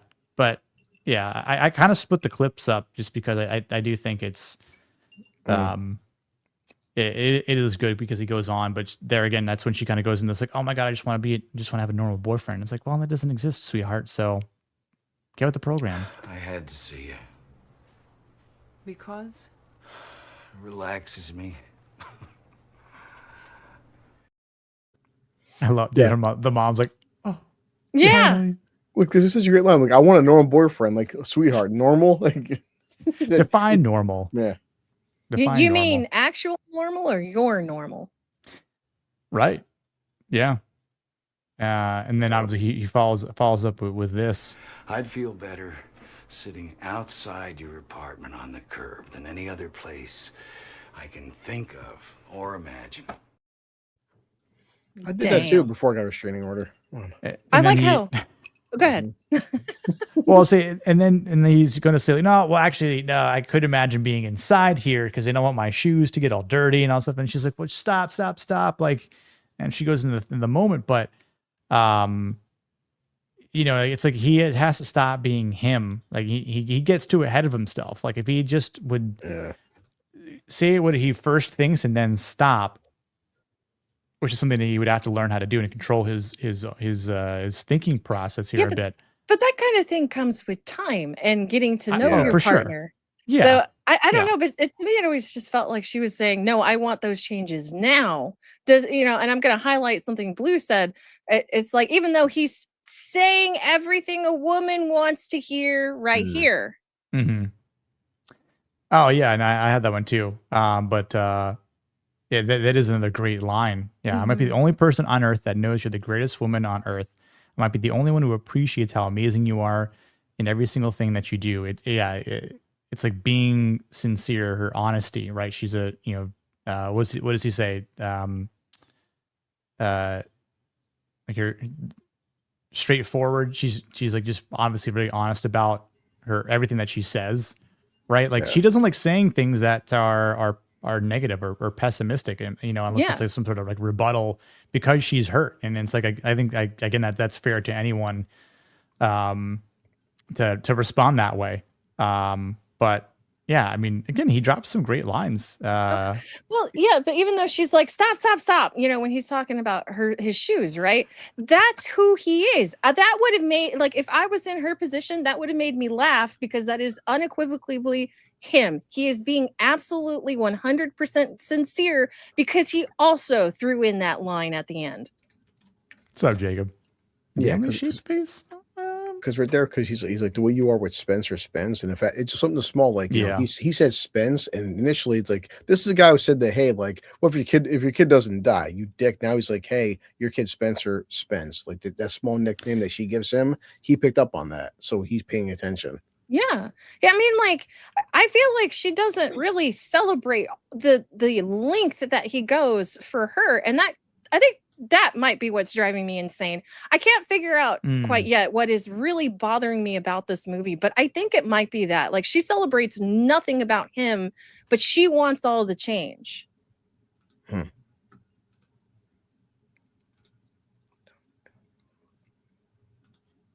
Yeah, because he doesn't want her to change at all. No, in fact, I think it would bother him. Like that would go against everything that he is and everything he loves about her. The Naked Jungle, the mail order bride. That is the way this Carol character is feminine. I don't get what that means, if I'm being honest. I don't think I've ever seen the Naked Jungle, if I'm being honest. Entitlement. I do think that's true though, where he's like in his eyes, she's perfect. And even though he makes mistakes that turn her off or make her feel a certain way, she definitely has a way of like coming back, right? I mean, even at the end when she's like, I don't want anything to do with you. I don't want you to be a part of my life. I don't want to be part of your life. And then it's like sayonara. However, there's a phone call, and it's to Melvin's phone, right?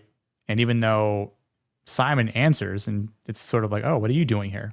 Oh, well, yeah, Melvin, my bully, is actually allowed me to stay with him now. So it does kind of shift things, and I don't know if that really had something to do with her thought process. Like, oh, actually, wow, he did something for Melvin. Or sorry, Melvin did something for Simon, and he didn't really have to do that. But that's actually, a big thing. I think that's the problem, Nick, with the phone calls. Like, she's like, you're doing really nice things. In fact, like, that was a whole thank you letter. You're objectively doing the nice things anyone's ever done for me. But then you say horrendous shit.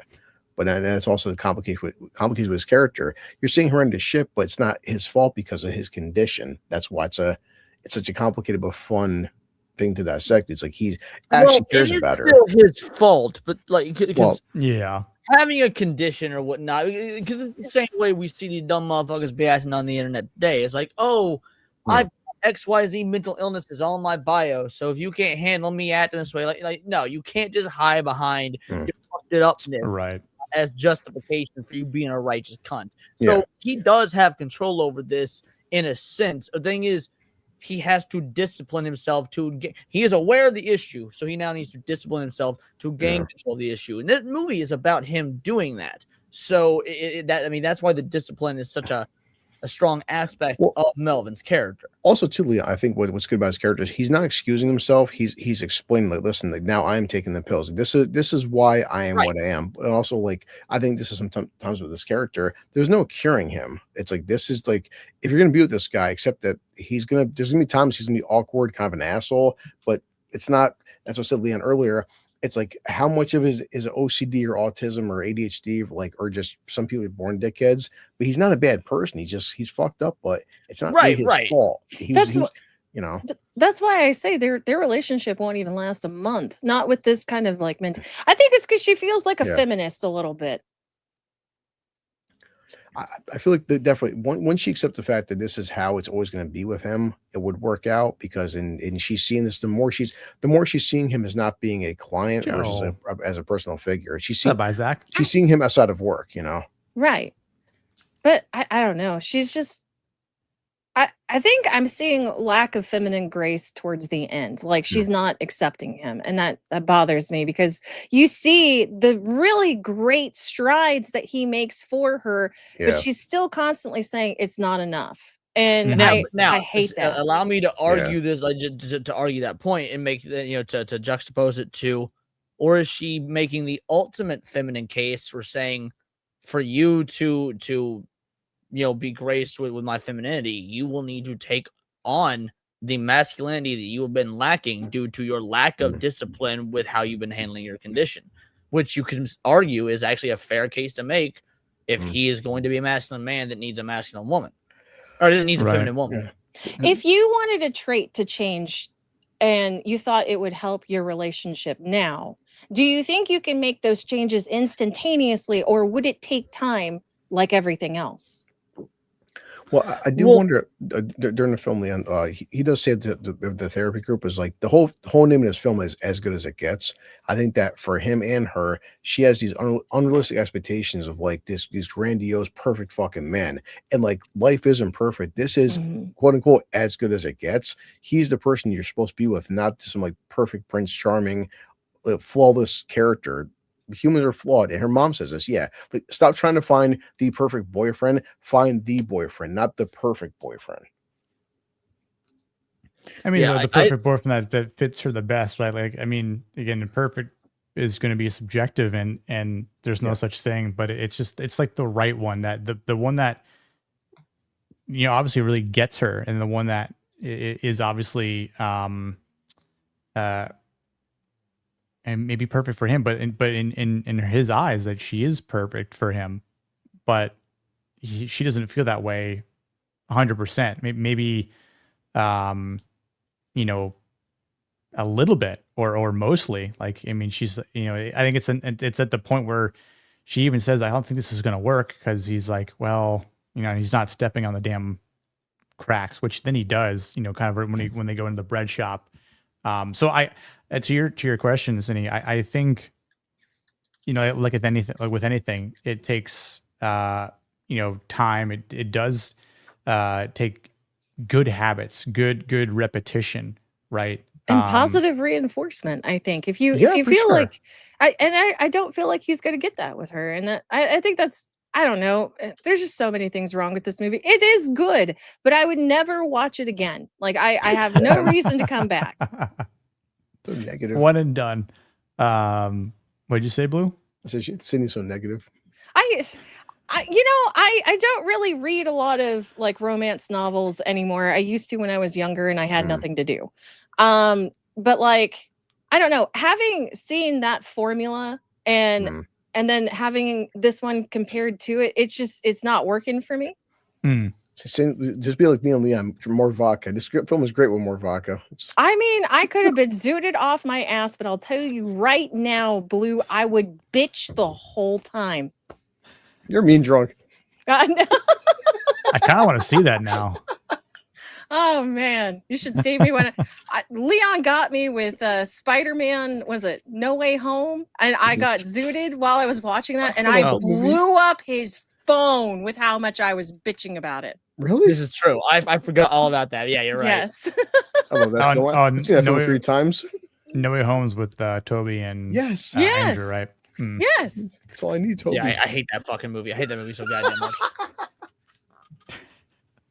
I'll have to ask about that later. The $2 billion, or in a different segment. But no, I agree. I think she, again, to be more inspirational and aspirational, I think like she would definitely need to provide some positive reinforcement, like notice the things that he does, and to like reassure him like it's gonna be okay, like you can do this, like you don't have to. Like, dude, imagine the first time she goes into his apartment and sees everything, right?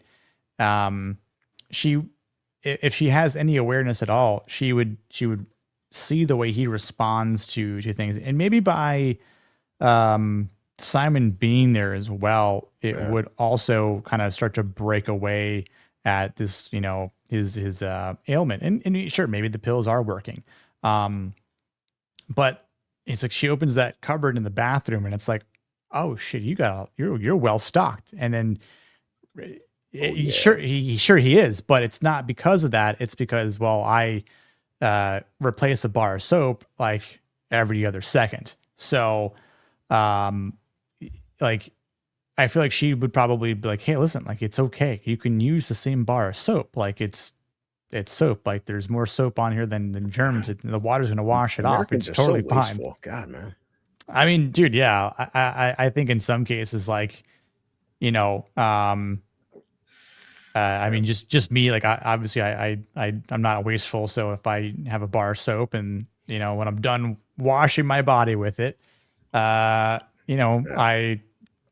get the suds off of the soap with the shower head, and I just put it on my, on the rack or whatever. And that's it, and then I use it the next day. Like, until it's gone. So, you know, I don't feel a certain weird way about it, but there again, I don't have some sort of, you know, weird ailment. But I feel like those are opportunities that she would have to become, you know, better support in the inspiration and aspirational standards, where it's like, she didn't notice it when she walked in first into the bakery or whatever, but we see that sudden pause where he's like, oh shit, I just stepped on the cracks.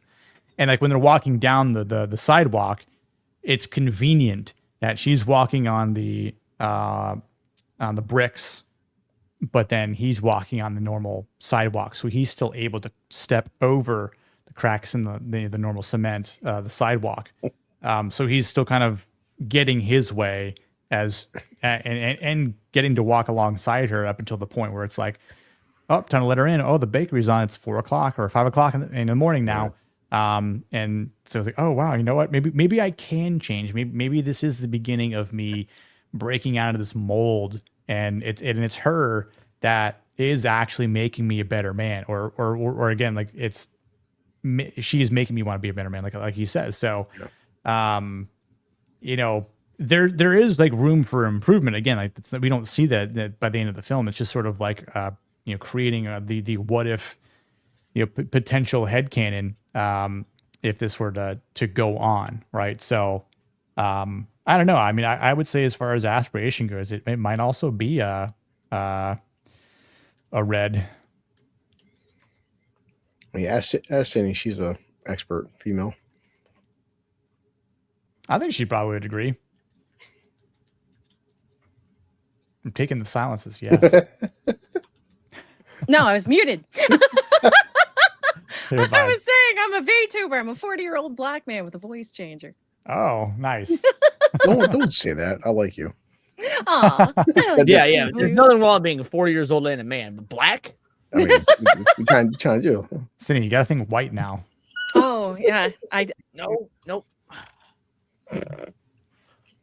One sec. I see a massive black tail. Cat's starting to take over right now. Yes. You move. I can't move him right now because he's gonna knock my camera completely off.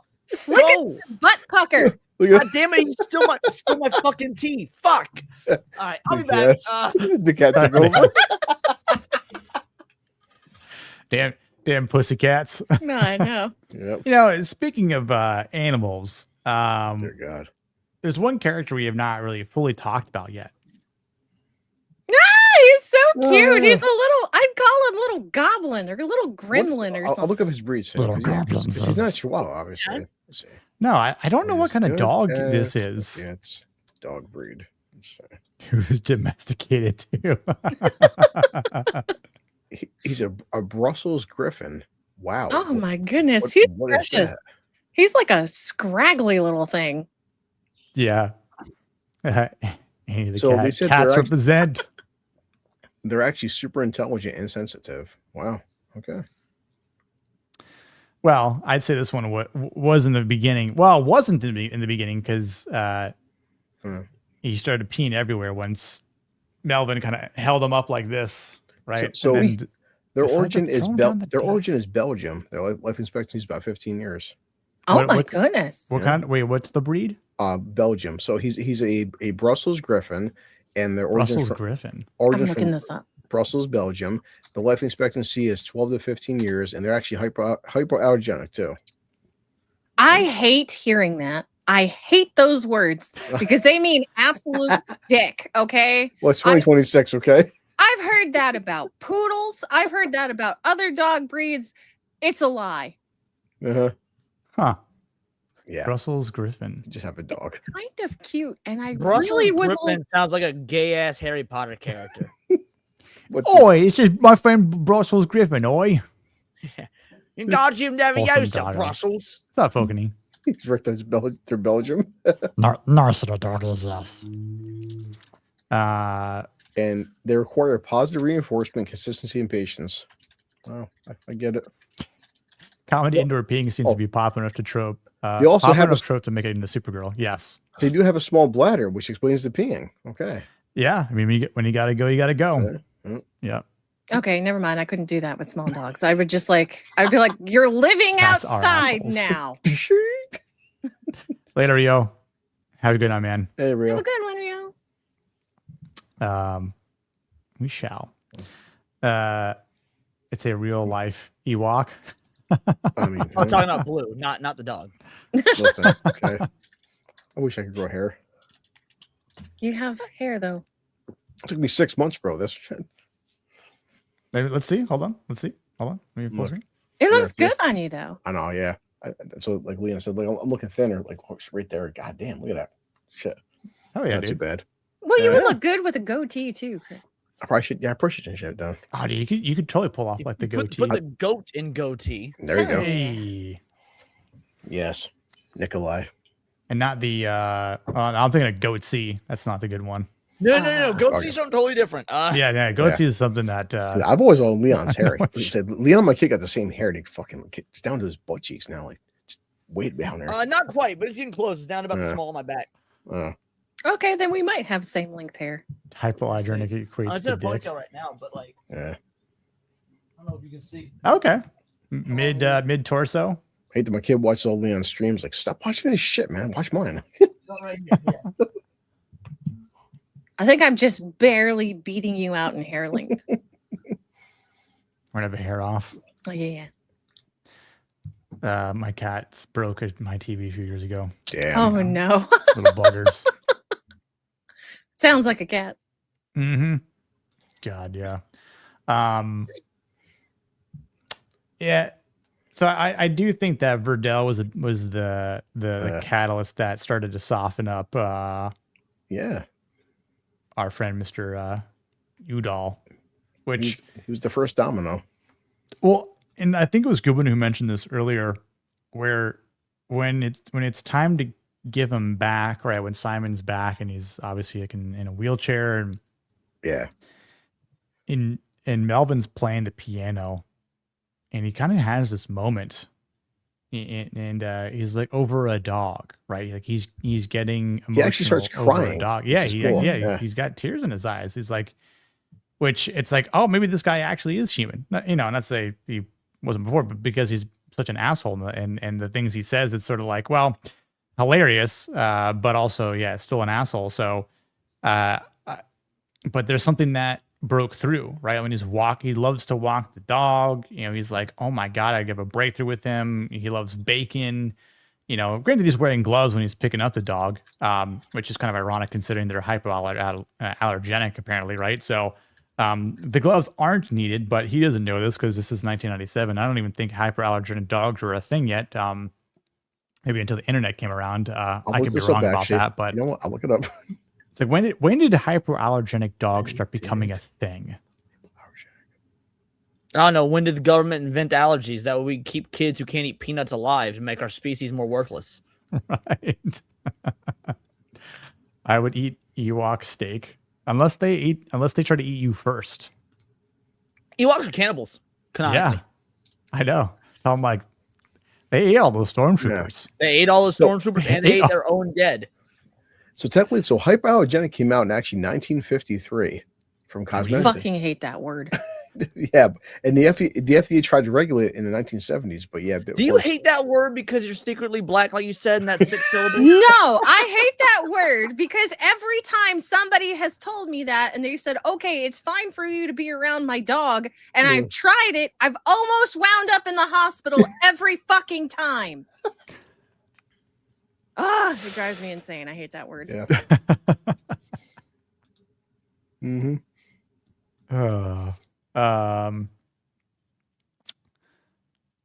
I didn't see the above. I just saw. I tried Wayfair and it fucking itches. Oh, I didn't see his beard. Yeah, I tried that shit. I can't do it. Yeah. Dude, last time I tried anything in Wayfair, like I bought a couch and they shipped me a kid. It was really fucking weird. Yeah, sure. Oh my goodness. You're going the right way if you get recruited to become Santa Claus. Granted, that type of thing can be traumatic for some men.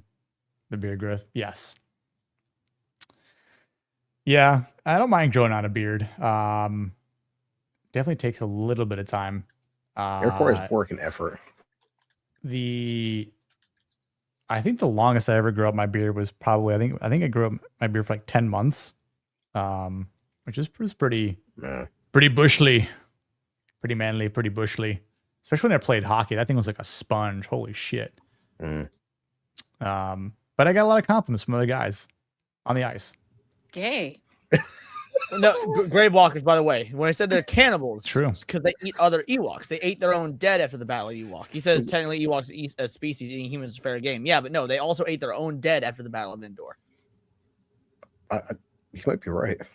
Waste not, want not. It's back in the menu, boys. No, I didn't even see Jacob wrote the same thing. Yeah. Oof. He spelled waste wrong, you dick. Wast, not, want, not.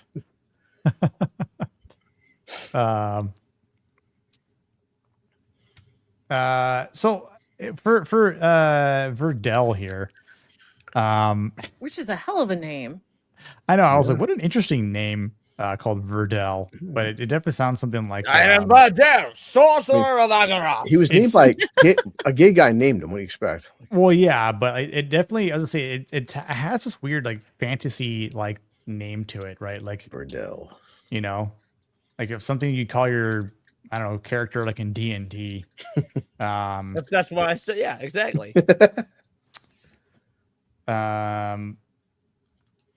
Let's see. Let's do a quick Google here. What does Verdell mean? Verdell is a gender-neutral name of French, Latin, and Spanish origin, meaning green and growing, often associated with nature and he's from spring. Belgium. It makes sense.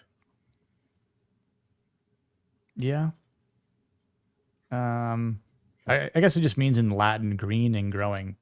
The ironic thing is he's far from green. And that's as big as he's going to get. So he ain't going to be growing none at all.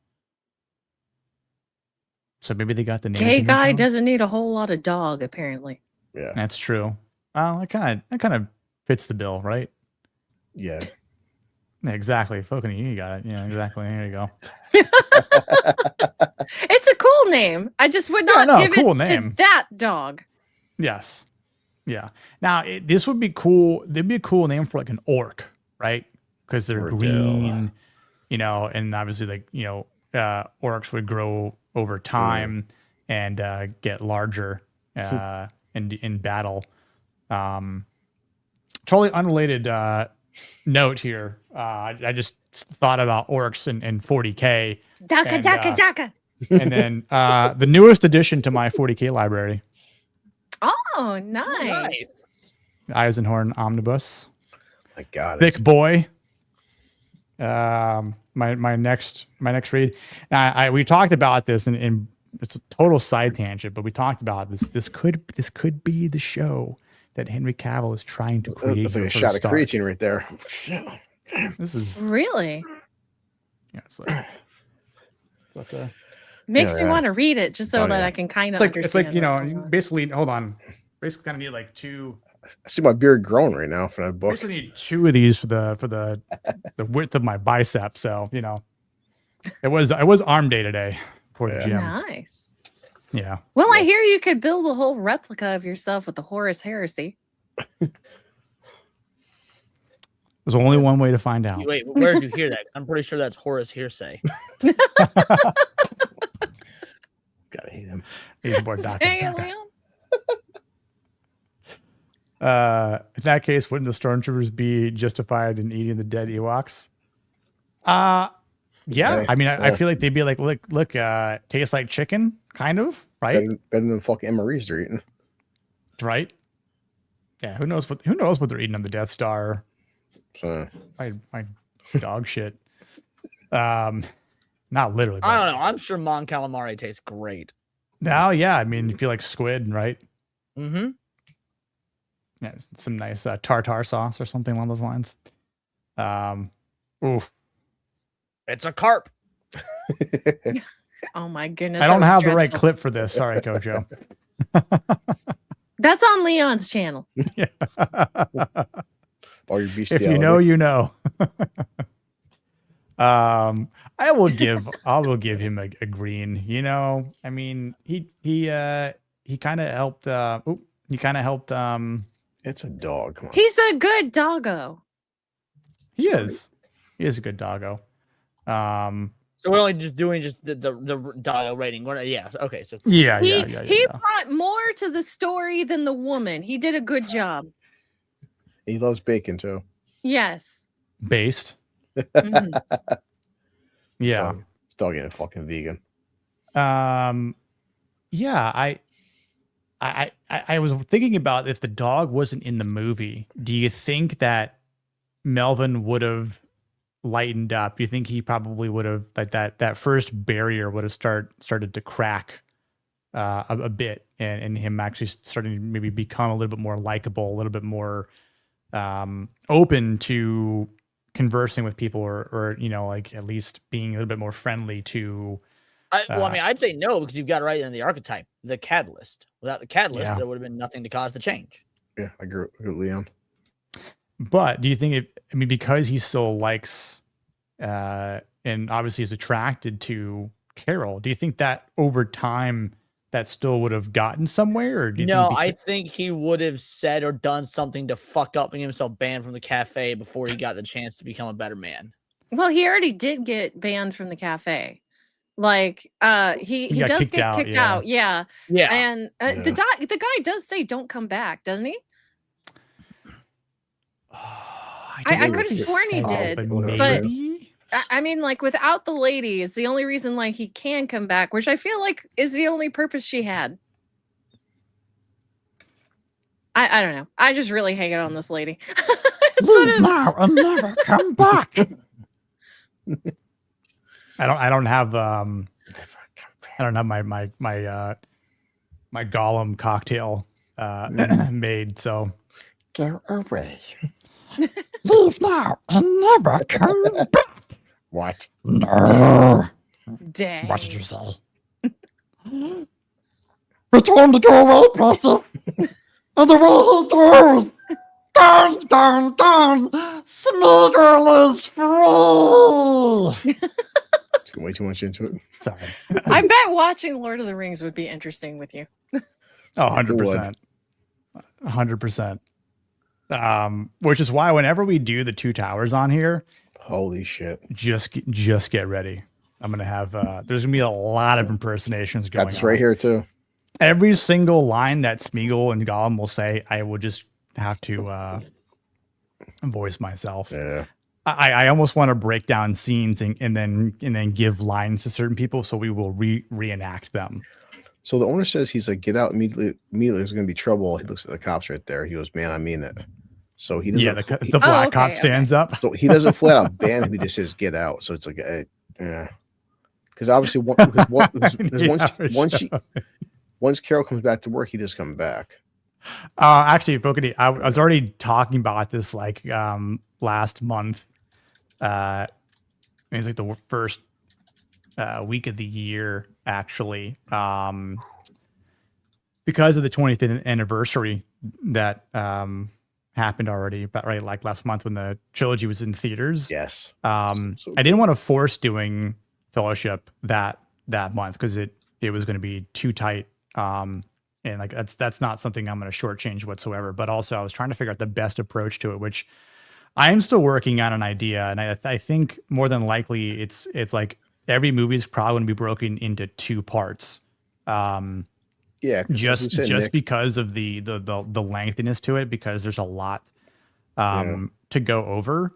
And again, I think because there are a lot of great characters to be discussed and scenes as well. Like I'm not gonna. I as a enormous Tolkien fan, that's something I don't want to shortchange whatsoever. So. Well, that's what's funny, Nick. Technically speaking, I mean, I'm glad I got to see all three of my kid, but like technically December is when the anniversary is. Exactly, which is why because Doomsday's spoiler. But they didn't put out because they're scared to clash with Avengers Doomsday, which honestly, I'd rather go see fucking this trilogy versus Avengers Doomsday. At least you know you're getting a better movie off the rip. But yeah, I'm pretty sure. Again, I haven't solidified a date yet, but we will be doing Fellowship at the end of the year, 100%. Yeah. Um, we the weekend that Doomsday comes out. I'm looking for you. Christ. I think we're gonna do something. I mean, I would say it's interesting, but I think we're gonna cover an MCU movie, ironically, that weekend. But which one? Which one? Who knows? Who knows? Yeah. So just so y'all know, we're like real fast. I don't love none of y'all enough to watch Doomsday. We're not gonna be talking Doomsday on here. Yeah. No. Oh fuck no, dude. So technically, I'd rather I would rather have someone punch me in the face on live stream before I would actually cover Rings of Power. So Doomsday is officially December 18th. Yes. Bless you. I do. Thank you. It's also said, like, this is the official last time Patrick Stewart will ever be on screen. This is his official last role. He's done. And every time he was last on screen was a bad idea, except for like season 3 of Picard. Yeah. Well, he still was going, but this is official, according to all sources. His final role ever is in Doomsday. So. And they'll squander it like they did with Kevin Conroy. Probably. Yep. I just saw the star. Sorry, Jacob. I didn't even know there was a trailer. Burdell wrote Tombs and Doomsday. I wouldn't even call it a trailer. It's just stupid. This is the way. This is the gay. Yes. They turned it into it, basically. Yeah, so I'm pretty sure Fellowship will probably be December 7th and 14th, and then or maybe the 30th and 17th. I'm not sure. Like, I gotta kind of figure out what some stuff's going on. But yeah. Anyway. Yeah. The other thing I was going to kind of do this time around with this movie, because it's a rom-com and kind of interesting in terms of scenes go. Was there any particular scene that you guys liked the most, or maybe thought was the most masculine? Which it's kind of hard. I think. No, it was super easy for me. I can easily pick it out. Which one? It's the clip we shared earlier that me and Gilbert were talking about. It's when he finally has that sort of like what, in my opinion, is the apex of his character arc with Simon, when he says that, like, I'd be the luckiest guy in the world if I swung that way or whatever. Oh. When he I love you.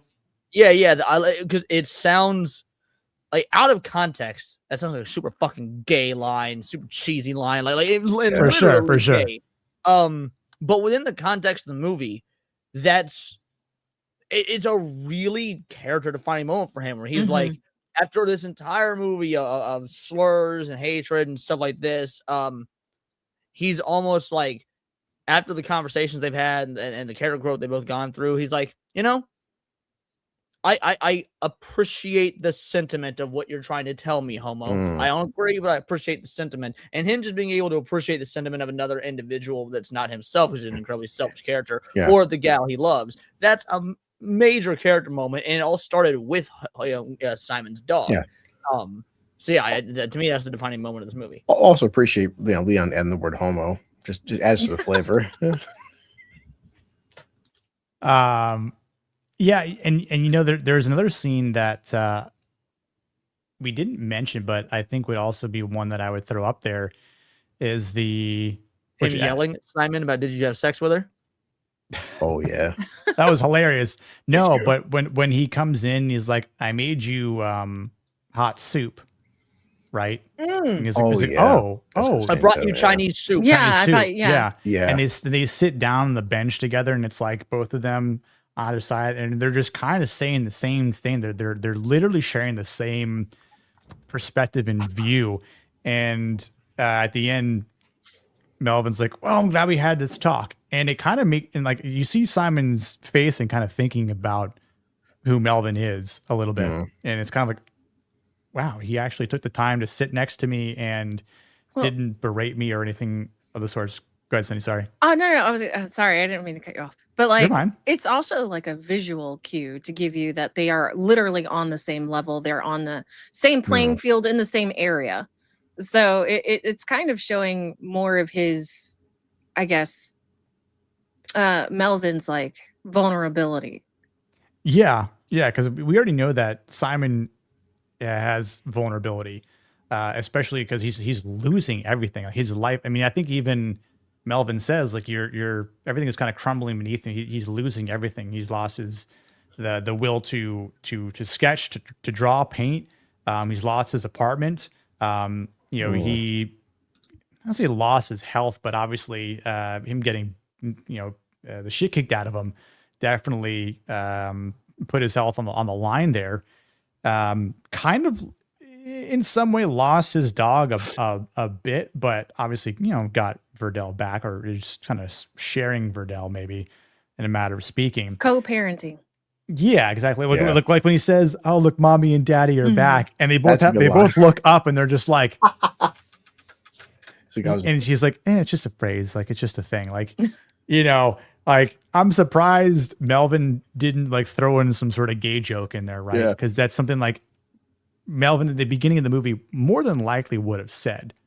Yeah. But he doesn't. And it's sort of like, again, this is the moment where there has been growth. There has been this next step of his masculine evolution that is he's kind of holding his tongue back and going, well, here's your room, and you need a good sunlight, so here you go, and just like he's like, make yourself at home, bud, and even when he's laying on the bed along with Verdell, and and Simon walks in there with his like robe on, and he's like, oh, I didn't know you were sleeping, I'm sorry. And he's like, no, it's fine. They had that conversation about the dog sleeping on the bed, which personally I'm not a big fan of, but that's just me. I know some people are okay with it, but again, it's this moment where the two of them are kind of growing closer. So there is that that line where it's like, I love you, Melvin, and he's like, well, if I were anyone else, I'd be considered the luckiest guy in the world. But and in turn, I think that's what allows Simon to see through Melvin and to help him out. Like, bro, you gotta spit your game, my guy, and go after her. Chase this woman down if you feel the way about her. Like you're lucky. Even before you know that what you want. scene, Simon kind of has this inclination because he tells Carol, let him take you home. And she's like, I don't want to. He does say that. Yeah. Right? And I was like, because when Simon said that, I was like, damn, homeboy trying to be a wingman even after all that. Like, just trying to stand up for him. Hey, Hollywood, this is how you should write fags. Yeah. Dude, right? Yeah. I love too, like when you get into the car and Melvin has the fucking tape decks. The first thing he pops in is YMCA. Yeah. Just that kidding. We're was not going to fucking listen to that. funny. It was.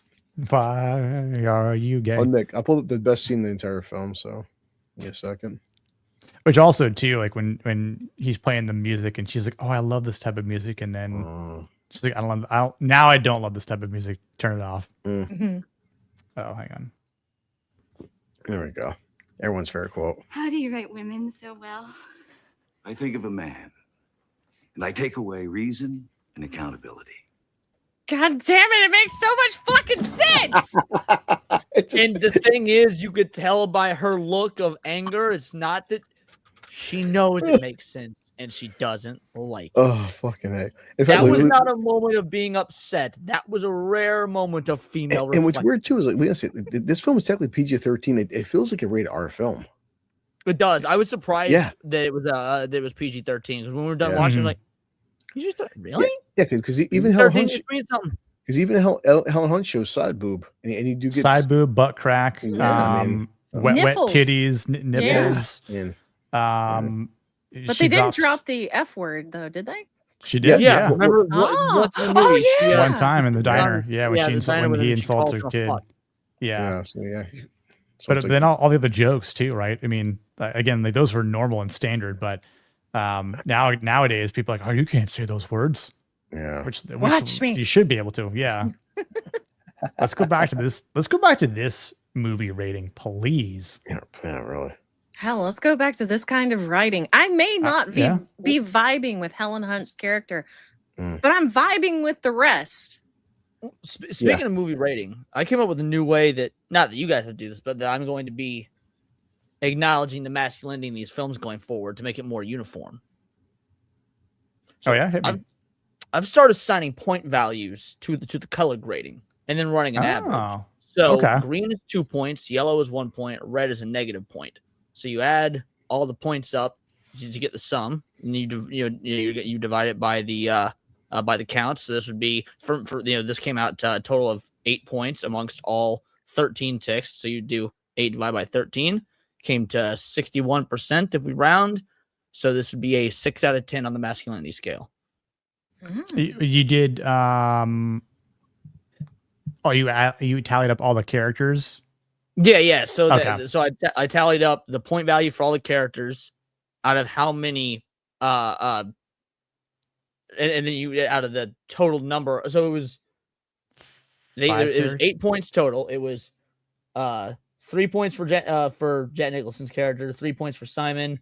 You got 1 point for Frank Sachs because he had 2 yellow, but he also had a red, which would be a -1. So there's 1 point. Carol Connolly broke even because she had 1 green, which would be 2 points, but she had 2 reds, so 0, and then a green for the dog. So that's a total of 8 points out of 13 total numbers. So divide that. And then so 61%. This would be a 6 out of 10 on the masculinity scale.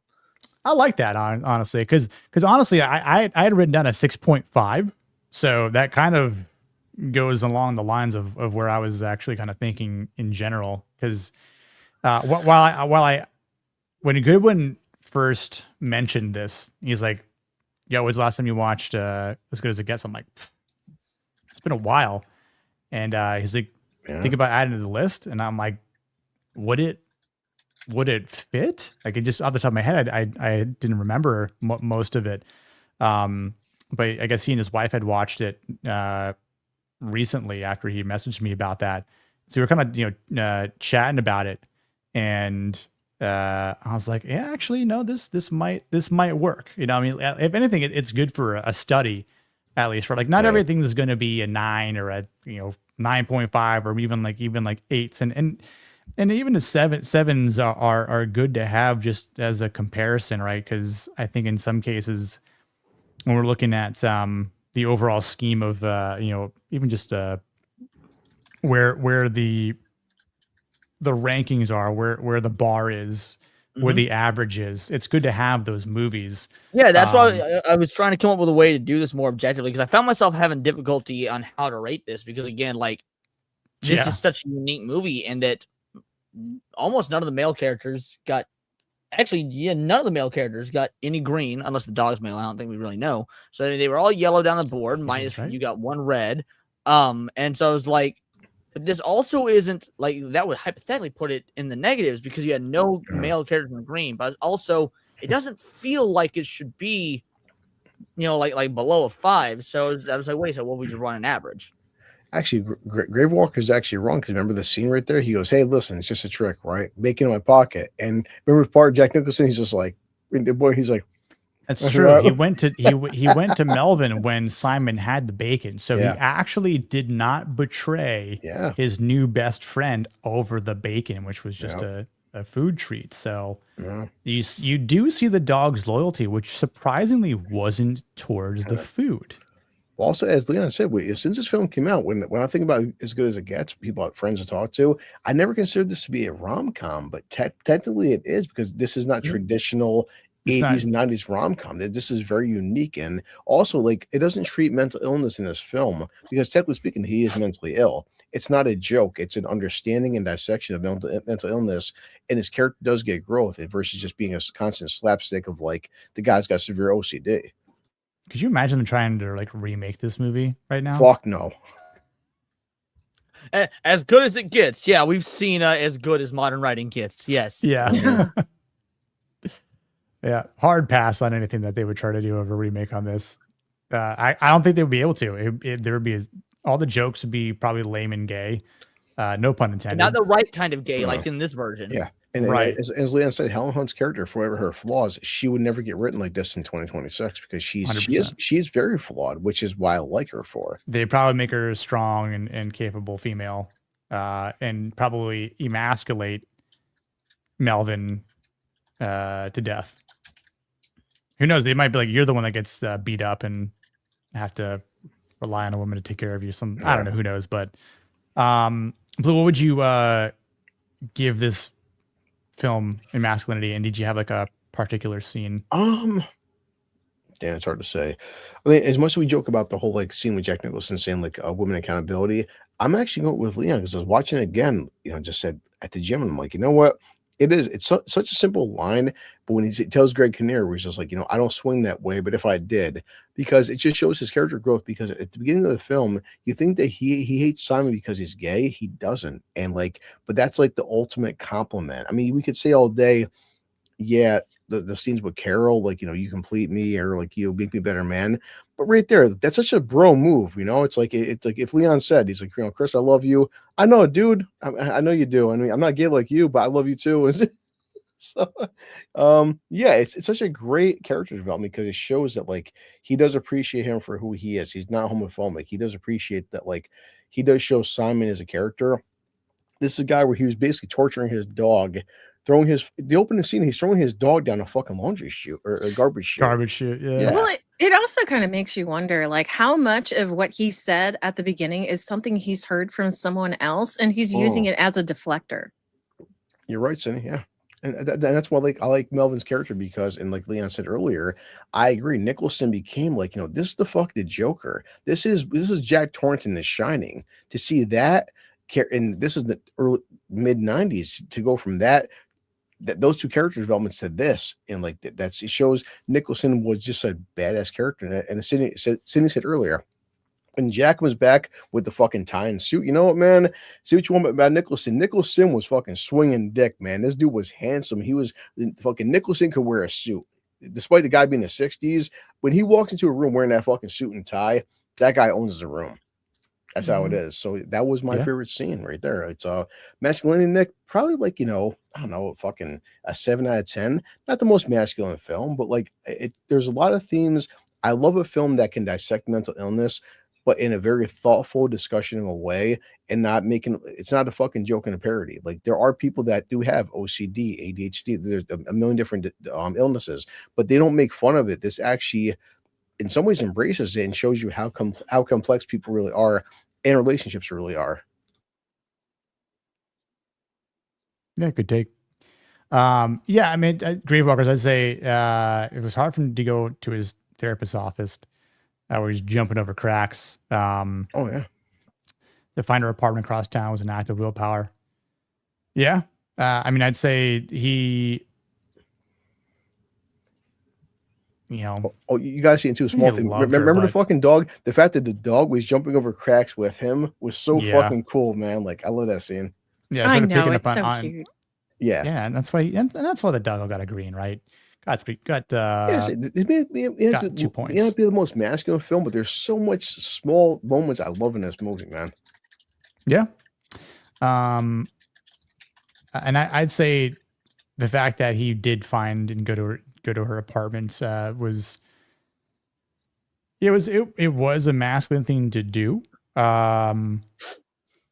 but again, it was just sort of his he's breaking into that yellow fold where he's definitely not 100% there. He's crossed that 50% threshold, I think. Now maybe in the future he's agreeing, right, like we said, but that she can see past his illness and find the better man underneath, while most people just cheer about driving him away. That is her admirable feminine character. Cindy, what do you think about that? She's so I don't know. I don't know if she can see past it because, like I said, she kept wanting change. I was trying to figure out how to word this. So I don't know if she can. I don't know. I really didn't like her character. She rubbed me the wrong way. I'm just gonna bitch about it like this entire time, but like, right. I don't know. I think you're giving her far too much credit, in my opinion. Sydney's like she reminds me of this word that rhymes with bunt. You know? Yes, yes. Hunt. You could have said Hunt, her last name. Hunt. Yes. Like Runt. No. Stunt. Mm-hmm. Yeah. I'm kind of thinking about that.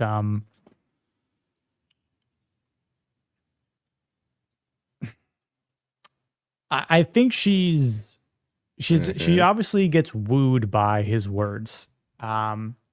You know, and there's a lot we don't know, because it's like we only see her go on one other date, and it's not like the guy that takes her on the date, the lick the forehead dude. You know, it's not like we hear him drop these lines and woo her with compliments, right? Like the only person that's complimenting her is surprisingly Melvin, the guy that is also the biggest asshole. But you know, maybe again, like she doesn't know that he has an illness until a certain point in the movie. So in the beginning, it's just like, well, yeah, guy's rude, guy's an ass. Says dumb things like she says, like, yeah, I thought you were quite handsome the first time you walked in, and then you opened your mouth. Yeah. Because you spoke, I thought, wow, you're very repulsive, and I'm turned off by you. But wow, you say certain things that make my panties all soaked. So yeah, maybe you do, like, it's like he does have a way to her heart sexually or her emotions confuse her. Yeah. So and it's like, is that a good thing or a bad thing, right? Like, I mean, I think he has good intentions by it, right? Like at least, again, he's trying to be better. And if I can compliment her and then stop acting a certain way, and then, like he says, like, just let me speak. Let me say these good things, right? Because the last lines that he says to her aren't the lines that she gets upset about. Like she hears them and she loves them, right? Because they end up kissing a couple times, and then they stroll down the street for some bread. But I guess, like I said, I don't think she's not perfect by any means.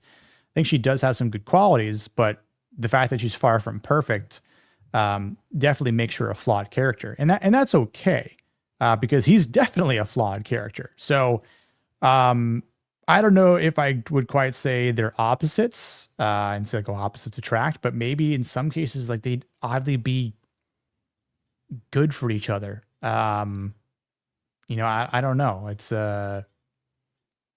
interesting. He spends a lot on the doctor. She assumes some ulterior motive, like sleeping with her. In fact, he needs her emotionally and likes her, nearly his only friend other than Simon. Well, yeah, I mean, I think the whole aspect of Melvin is the fact that he is alone and he doesn't have anyone. And the first thing that really, again, opens that door, and as we mentioned earlier, that catalyst is the bloody dog. That a dog can make him shed some tears, right, while he's playing the piano. Like, he would never have thought that by any means, but because of that damn dog from his gay neighbor that he didn't like, much like he didn't like anyone except for the waitress, and then had a very odd way of showing that care and attraction. He also befriends her a little bit more to being her boyfriend, presumably, but also befriends Simon. The fact that they're now roommates, even if it's temporary, but like the fact that he's like, yeah, I let someone live in my house, or, apartment, whatever, condo, who's gay, which, not that there's anything wrong with that. But, someone were to ask, like, oh, who was it? It's like, oh yeah, it was Simon. And yeah, he's an artist and he's queer, but, I don't have a problem with that. I do think that him spending the money on the doctor was, there was some good intent And then he obviously again opened his mouth and was like, "Hey, will you sleep with Simon or try to sleep with Simon to turn him straight? So he doesn't try to sleep with me." Which again, just you read the room wrong, Melvin. Yes, very wrong. And then he projected. Yes, yeah. I do love the fact when he's like, "Did you sleep with her?" And she's like, "No, we did something better. We held each other." Yes. So beautiful. The funny thing is, it's like he didn't see all the sketches of like her, you know, naked Right. and all that Naked stuff. Oh, and yeah. the towel and yeah. Oh my god, what's that? Is that side boob? Also, he had some pretty fucked up Well, history. another I saw my point mom would be- naked. Remember? Yes. Simon? Yeah. Sorry, Leon. Another point of this being PG-13, some of the drawings she had full-on nipple out. You noticed She it did. too? Yeah. Mhm. Yeah. Yep. Also, yeah, guys, when I was a kid, I drew my mom naked. Oh, yeah, that's perfectly normal. That won't fuck you up. And for the life. dad, rightfully, well, look, I think the dad should have had a lot more questions. Yeah.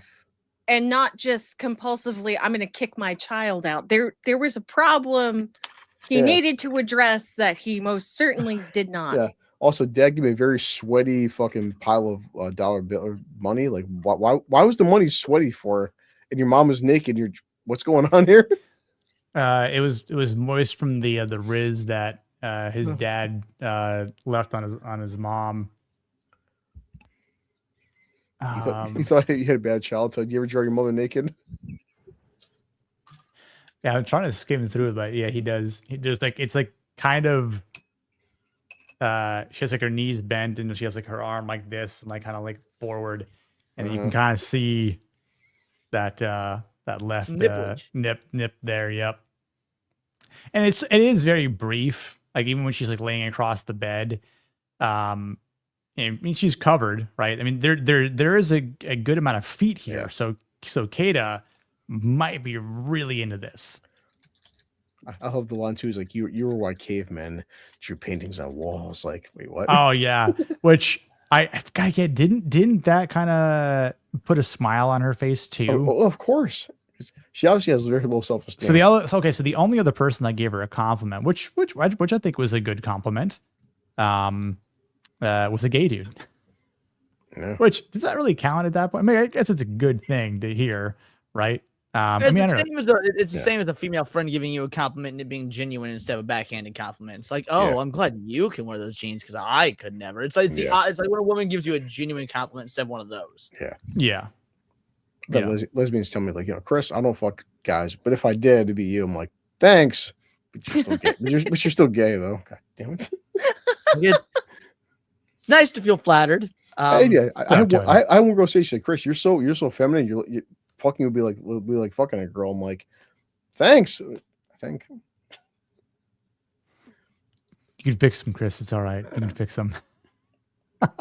You tell myself that. What the fuck is a compliment? It's like me telling you, Demon Carol, man, I'm really impressed by how much you can hold your liquor. Yeah. I compliment Leon all the time. He's funny as hell when I'm fucking drunk. Compliments will be had in March. I'm sure of it. You're a cutie. That's a compliment. Oh, right, because in March we're all hanging out. Well, me and you are. I don't know what. Yeah, Bullet's name will be there. Me and you are hanging out. Yes. That'd be awesome. I imagine I'll give Kata a compliment. Maybe if he actually does leg day or something like that. I don't know. You're not that short. You lived really well for a guy your size. Yeah. Wow. Your max is my warm up. It's fine. I showed the So good job. You inspire me to continue. Good job. Yeah. Hey, yesterday I was like pressing 475, and Gord King's like, yeah, that's more my warm up set. Oh, Pumpkin Head is a freak, Yeah. He shoots. Was he actually jacked in real life? I'm 99% positive he is. I'm like, when I say I bench press like 300, he's like that's like it's lightweight, Gord's like I have a 12 pack, not a 6 pack. Like all of Chris's AI images of Gord, it just shows him like roided out Pumpkin, which are hilarious. That's why he won't go on camera for. He's like Nick's like Nick is so amateur compared to me. Like Yeah, that's why Gord. Spoiler alert. That's why Gord doesn't actually show his cameras because he doesn't want me. He doesn't want to make me feel bad. No. So, like, otherwise, I'd have to stream shirtless with my shirtless the entire time just to keep myself afloat. What's up, T Baggins? I'm married. I get showered in compliments. I'm lucky that way. Yeah, I mean, if you're already locked in, then at that point, it certainly kind of comes more naturally. He's got Dark Helmet as avatar. It's fucking badass. Yeah, you know what he does? He uses his Schwartz. Next year, man, part 2 is coming out. Yep, I feel like it's to let down that not all the dudes were sleeveless shirts for a non-planned theme. Yeah, I didn't. Well, I mean, I saw Leon on his stream that he was in a tank top, so I was like, all right, Leon's sporting a tank. All right, cool. Yeah, I finally feel like I've lost enough weight because we're doing that Cabal workout, weight loss challenge and whatnot, which ends in March. Then it's going to be the bulk up challenge. So I can't. Are you winning?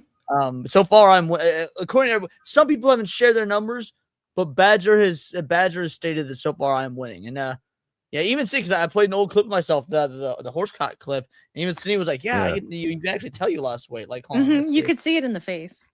Yeah. Hold on. Yeah. I feel like when you start to lose weight, you definitely notice it in the face more. Oh, hold on. Yeah.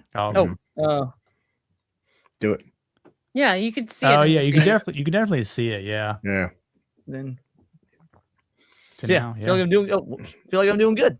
Yeah, bro. think so. Hell yeah, that's awesome, man. I'm proud of Leon. He's got the great build for a 12-year-old girl.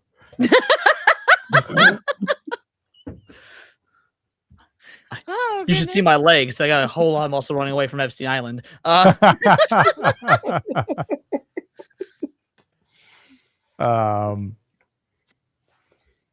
Gord makes the Giga Child look like a newcomer. Yeah, I know. Yeah, going on 14 years. That's awesome, dude. Hell yeah. Wow. Going at I forget what they call the 15-year mark.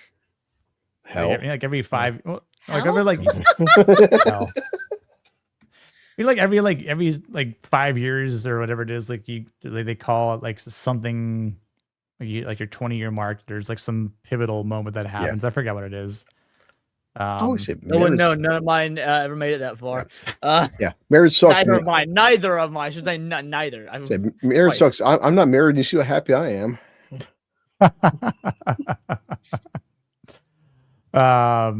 Sydney, what would you rate this movie?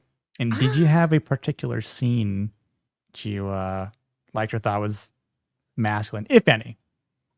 I mean, every slur slung just made the masculine meter go up. But I don't know if I have like a particular standout scene. I had a lot of collective moments that I really enjoyed. Right. And I think you guys covered that pretty well. Let's see. As far as a masculine rating, I think a 6.5 to a 7 is a fair rating. Yeah. Yeah, which is basically in line with what we all kind of said. I don't know what Goodwin would say. He'd a drop off, but I'd maybe ask him and I'll throw it in the comment afterwards. Well, I think Nicholson is 65 in this film. That's that's rookie numbers to good one. Well, he was 65. Oh, I mean in the character, right? Yeah. Yeah. So he wasn't that old in real life, I don't think at that time. Cindy loves the black slurs. Well, it's because she is black, so that's she's so it's okay for her to say those things. Say Nicholson. IRL, right? Yeah. We will raid into Cindy, of course. Here, I don't think she streams until a little bit, maybe about a half hour from here. Blue, what you got going on this week, my friend? So it's 1 o'clock. We're gonna watch me and Goodwin. He picked up the Blob 1958. I watched the Blob with Nothing stops the Blob. Yeah. So I actually watched the Blob 58 back to back with Christian with 88. And you know what? The 88 version, it's almost similar to the Thing. Like they've got a lot of practical effects, but Goodwin, of course, 58, he was like 100. So Jay's like, he wanted to watch the 58 version, but the 58 version holds up surprisingly well. And that's pretty much all I'll get this week. I'm playing some more Metro and to Leon, what they just announced that Resident Evil 9. So apparently it's 18 hours long, 9 minutes on Grace. That's been relatively debunked. Oh, motherfucker. All they've said is expect the average length of a Resident Evil game when translated correctly, which that varies wildly because some of the early games you could beat in under 3 hours, some of them you could do, in 10 hours. Like we'll see. Yeah, I say that doesn't sound promising. Well, but I think I'm fine, but like I said, it averages, but like if I put like 15, 16 hours into my first playthrough, that's a pretty good length for a first time playthrough for the game. Yeah, I'm looking forward to that. And also, Nick, you know that tomorrow, new Helldivers update. So, dude, we have androids now. It's I am badass. listen, I am so fucking pumped in Helldivers right now. I mean the 2-year anniversary was this past weekend. And the cool thing I love exactly, T-Baggins gets it, the urge to spread democracy. The cool thing about the current lore in the game, this is unrelated, but something that we'll definitely be doing. I mean, I'll be playing off stream tomorrow, but Thursday night, 9 o'clock. Actually, I think Thursday night, I'm going to start a little bit sooner because what I'm going to do is actually do a tier list of all the war bonds in the game that have come out in the last 2 years. This new one's so bad. And so like people that are maybe play the game, like a few people like Ronin, Crusader, Draconis, a couple of my IRL buddies who we all play with, like we're probably going to chat about the tier list. And then we're going to start spilling oil and killing those fucking cyborg clankers. Because there's a bunch of socialists who want nothing but to destroy Super Earth and hate democracy and liberty and freedom. We can't have that. So, but dude, I love the lore right now. I mean, essentially, we're trying to blow up their planet into a black hole, which I mean, based. We already blew one of their planets up into a black hole. But I love the lore. Like they turned their whole X account that was hacked by the bots, and they were putting in a binary code that would translate to Sweden that you then had to translate to English into what the actual description was. And they went through this whole propaganda. And the interesting thing is, sorry for the gamer talk, y'all, but just real quick. The Super Earth Command gave all the players, the entire community, 200 million lives that were expendable. So 200 million deaths that was spread across this campaign. And essentially, at one point the other night, we were like, I think it was Saturday night. Friday or Saturday night, we were playing. And I think it was Saturday night. I jumped on with like a couple people and for like a few missions. And I was like, dude, how are we so low on reinforcements? Like we were so far ahead Thursday night, like 2 nights ago when I was streaming, and all of a sudden we're like, it's cutting it real close. And even I think yesterday or early this morning, I forget when it was. I was like looking at it, I'm like, dude, we got like 14% reserves left. Like we might fail this whole thing. And then we liberated this planet, completed the major order. And then they sent this transmission saying, we were actually hacked and high command has corrected the reinforcements. So they kind of just played the community because there were people online that were actually freaking out that they were going to fail this. Like, we're actually not going to get to Cyberstan, that like this whole thing is all screwed up. So they kind of trolled us, which I find hilarious because that's the type of stuff I like to see from a developer in a studio. The silly Swedes, honestly. 100%, Nick. I mean, Sydney plays some Helldivers. I know Leon doesn't, but like I know Leon's a huge gamer. We're like, at least Demon Care will be there. Hell yeah! If you're the biggest fan of Helldivers, the fucking developers and the community, it's such a love. These guys love this game. I will say this: like, we've recently gotten Scooby to play the game, right? Not only that, but we recently got that darn Kitty playing. Oh, did she get a game? Yeah, she's like, I can only play on the weekends. Like she messaged me like 4 a.m. on like a Saturday. And I was like, oh, you should message me like earlier because I think I think I got off the line at like 2 or 2:30 that night. But because like she's 8 hours ahead. But Oh wait, I'm going to do Jacob. Night, brother. Night, Jacob. Also, good night, dude. Good Tuesday. Leon and Cindy know as professionals. When you stream a game for 2 hours, make sure your fucking audio works. When the game isn't on mute for 2 hours. Yeah, I was streaming and then Vex jumps in 2 hours later and goes, "What happened to the game audio?" And I'm looking at my soundboard. I'm like, I got the game audio. And I look over at OBS. I'm like, motherfucker, this At one shit's point, off. Cindy Jones, Leon, the first 2 hours, he's got no game audio at all.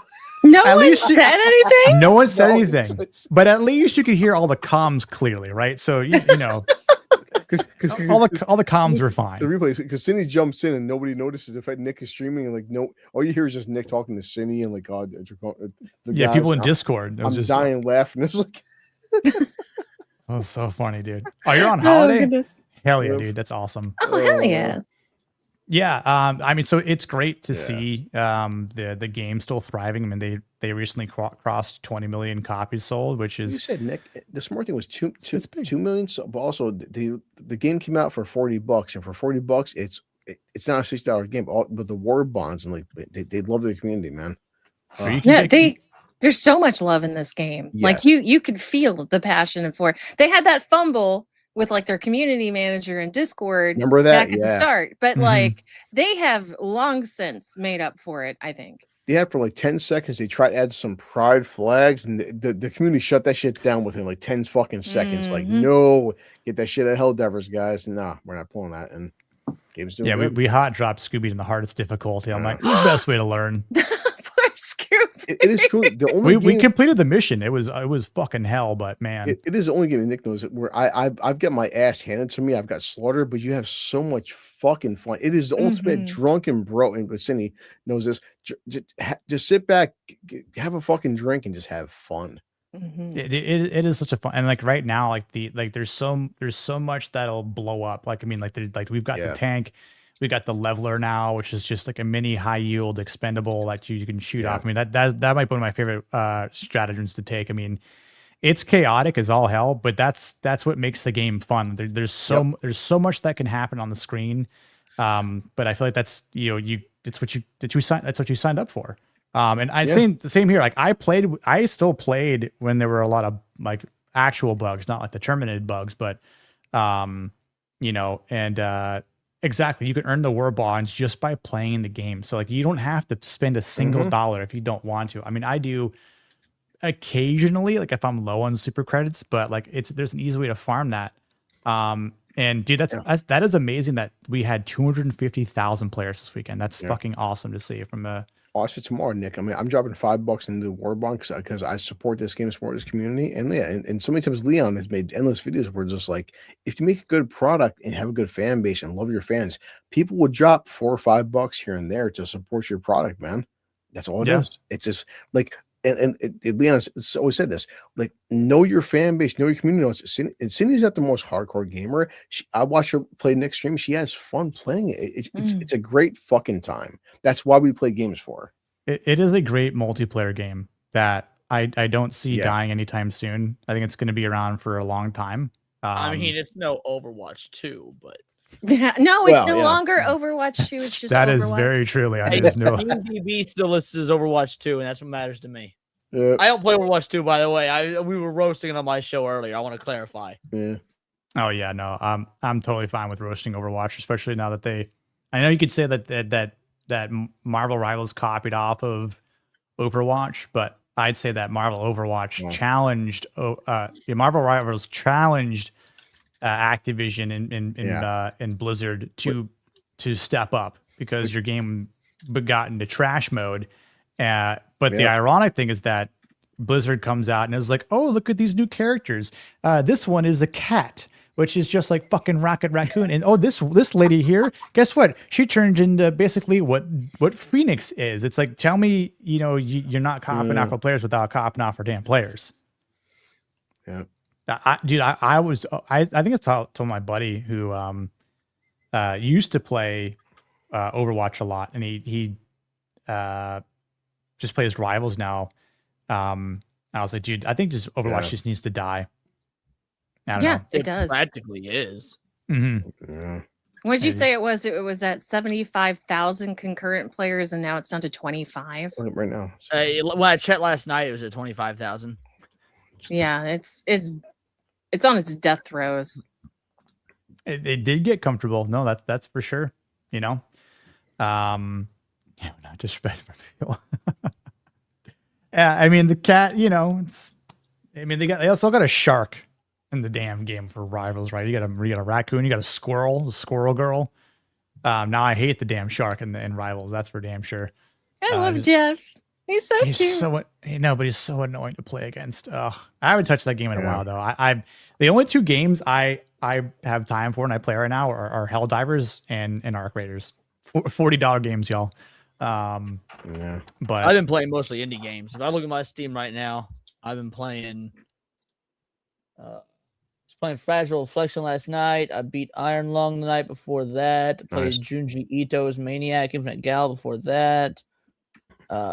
Which I'm making a review, and Leon said it. My kid, Iron Lung. I liked Iron Lung. I mean, you know, not a perfect film. Iron Lung but okay. Leon got me excited. I went to see Iron Lung because of Leon, and I did like it because of Leon. So That's awesome. Yeah. So the funny thing is, last Thursday night when we were joking about having, if it was possible to get Cinny, Scooby, and Kitty all in the same game, which I guess could be possible like on the weekend, right? Since that's the only time Kitty can play. And so we made a joke calling it, Girl Divers. And then Demon says, that's already a game. And then the man gifts it to me. To be fair, I would literally just call playing these games with a bunch of women hell divers. Fair. Anyway, go on. Sorry. No, that was good. But then he gifts me the game, and I was like, oh shit, no, it really is a game. And so I go to it and I look at the game and I'm like, it's a porn game, isn't it? No, I wonder if I can. How can I? You share window instead. You click share screen, and then you click window, and your Steam should be there. Make sure you've got open on a separate screen than the one you got your StreamYard on. Yeah, so I've got Steam maxed out in my other window, my other screen. So can I just share my library basically? Yeah. If you click window and you share. Okay. Whatever you're showing on Steam will pop up. Here we go. Hold on. This is funny, y'all. Mm-hmm. Oh wait, is it not going to show? Oh my goodness. Yeah. Oh yeah. There's sound, but I guess it's not playing sound. Yeah, it won't play sounds in windowed mode, unfortunately. But yeah, this is Girl Divers. So oh my. Yeah. You might need to blur that. Very positive. Based on the game here. So I don't know if this is gonna get flagged or not. I mean, like, I would play that type of game. So like they did a good job. It's 1 a.m. So good. We're offline right now. Yeah, no, I don't know about some of this, bro. Blame Leon. At least they gifted you a straight porn game. They make the jokes on SNH. I get gifted a bunch of fucking homo porn games. So my library is full of Fuda games I will never fucking touch. Jesus. Oh my god, dude.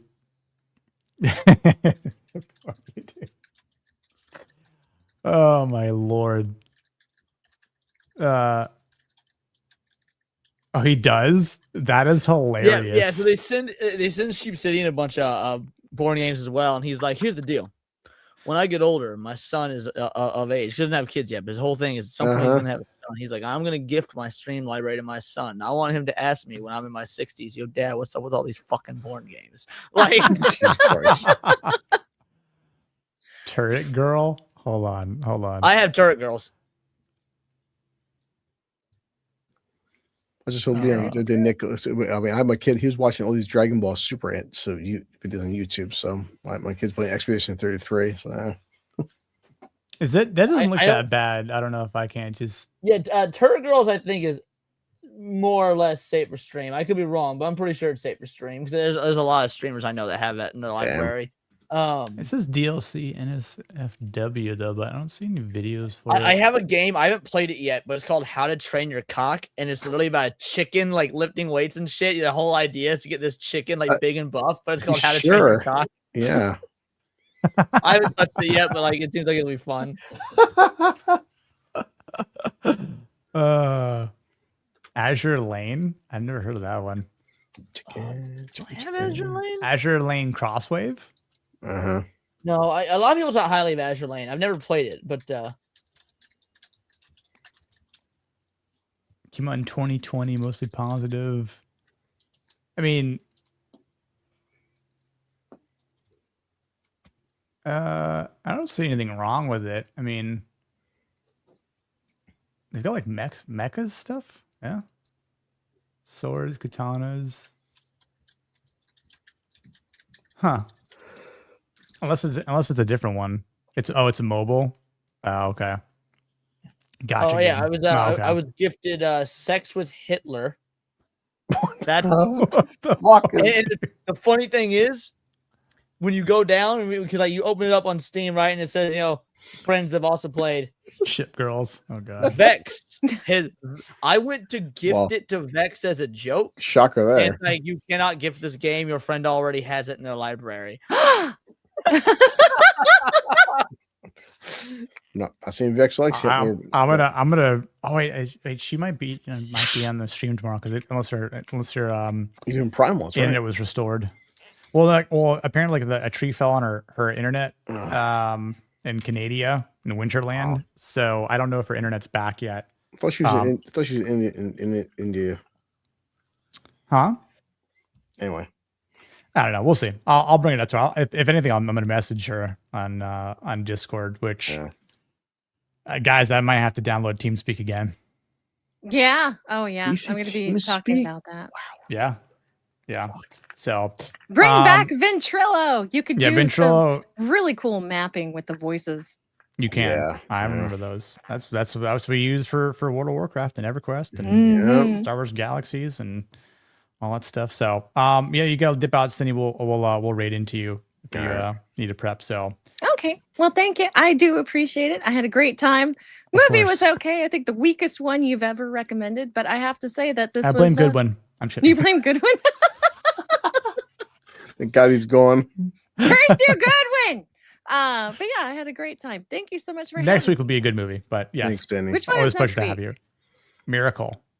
Okay, I don't think I'm signed up for that one. But yeah, I will see all you cuties later. I'll be again, barring something happens, because this has been my return after like 3 or 4 weeks or something. I was so fucking happy to be back. I definitely can't wait for next week. Miracle is such a good fucking movie. Thank God Nick don't miss Leon. We missed him.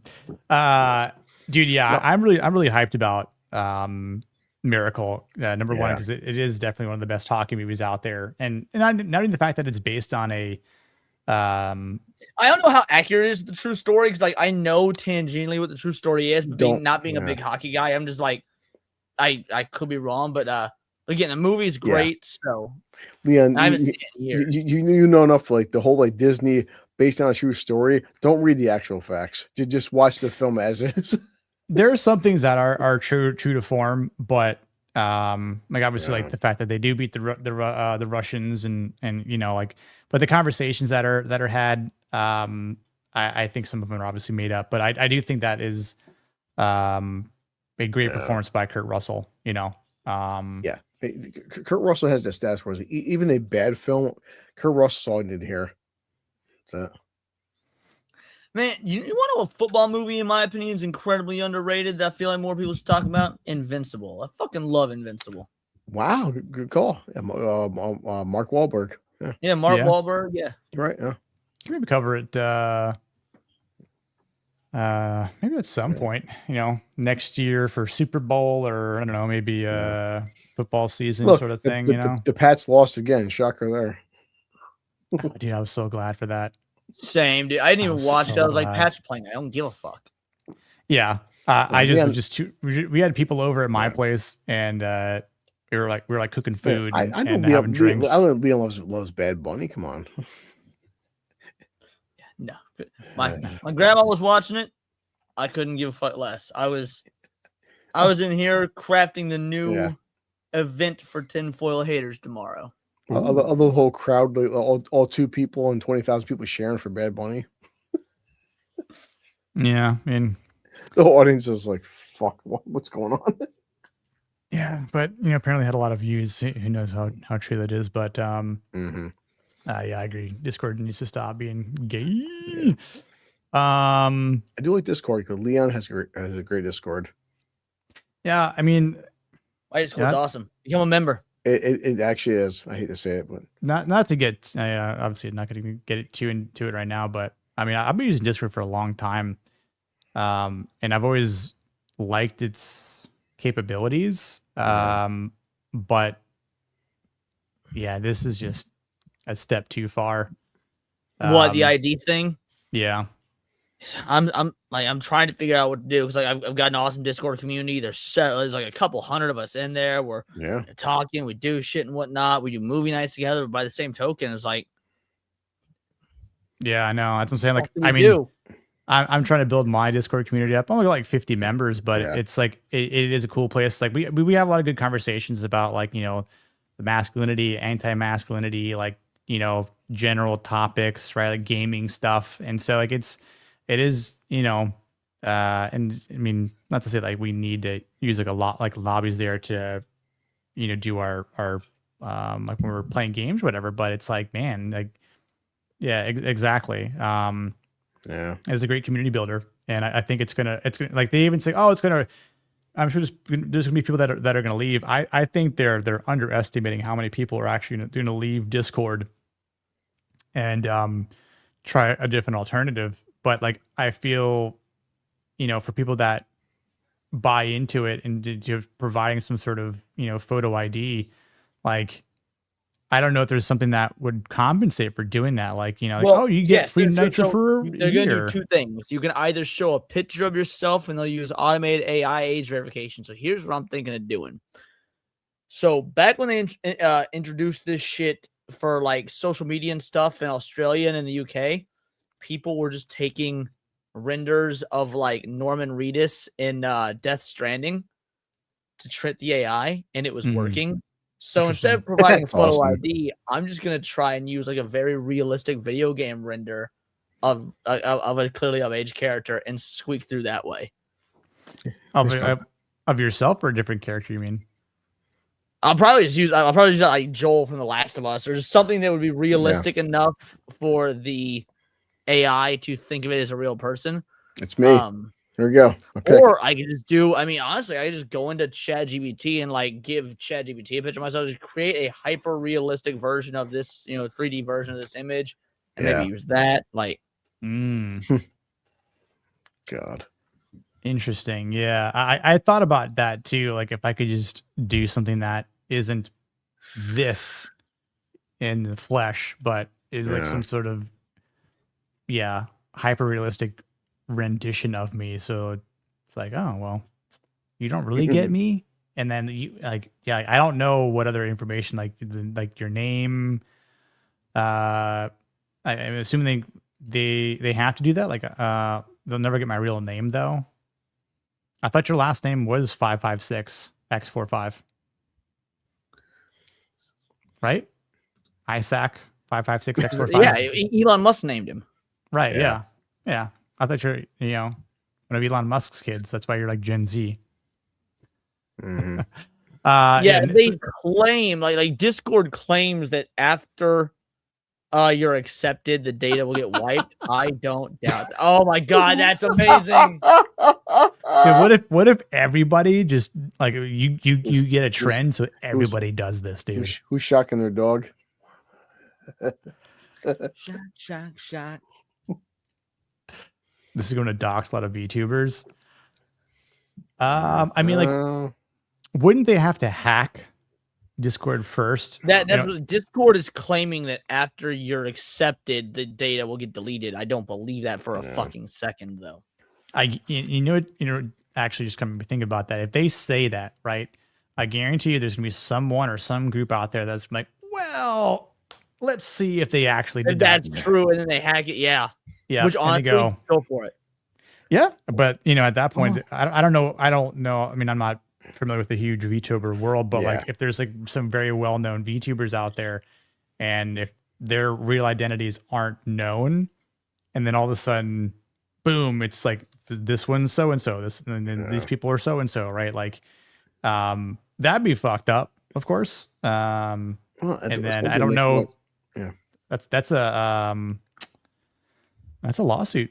Class action lawsuit. For sure. I've always said, Nick, the three of us, so Leon, love or hate him. Leon's on camera. He calls out bullshit. He has no problem being himself. And like, we're all here, man. I'm not hiding behind some bullshit like pickle or whatever fucking whatever. I'm not hiding behind a fucking a peanut that's burnt. You know what I mean? I'm on here, guys. Yeah, it for me, it's principle that matters. It's like there's no reason that any private company should require this shit. The fact that you're making it a requirement is what's making me not do it. So like YouTube, I had the option to never show my face. I chose to show my face. Discord, you're telling me I don't get a choice. Oh, get ready for the fuck you, just by virtue of me not liking being told what to do. Yep. Yeah, it's really, really weird for them to do that as a private company. Like, I mean, well, so here's the thing: they're flirting. I was reporting on this a couple weeks ago. They're flirting with the idea of going public.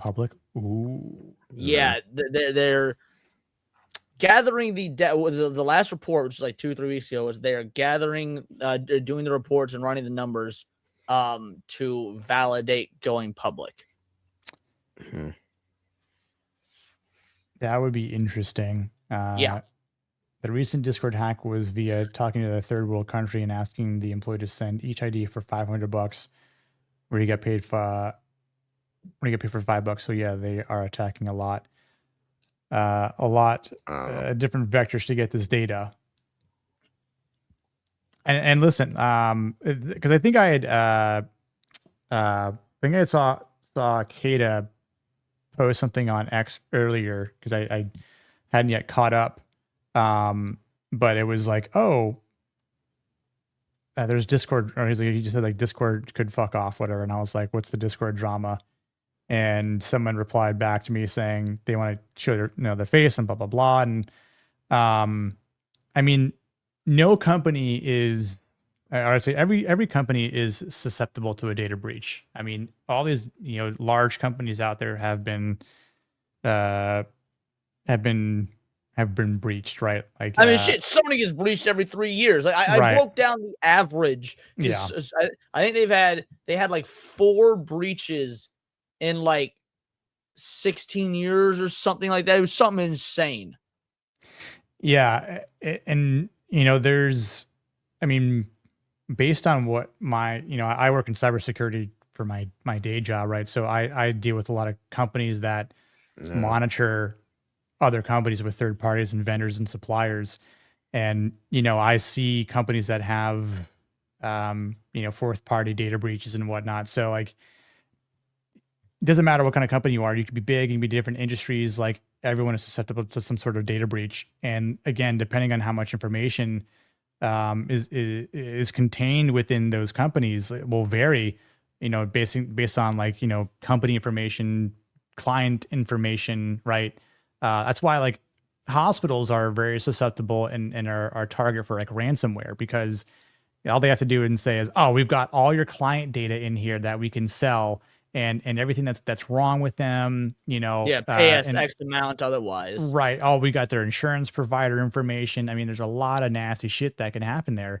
And you hope that the hospitals, just as an example, have, a good, cybersecurity team. That way they can counter it and be like, we're not going to pay you a dime.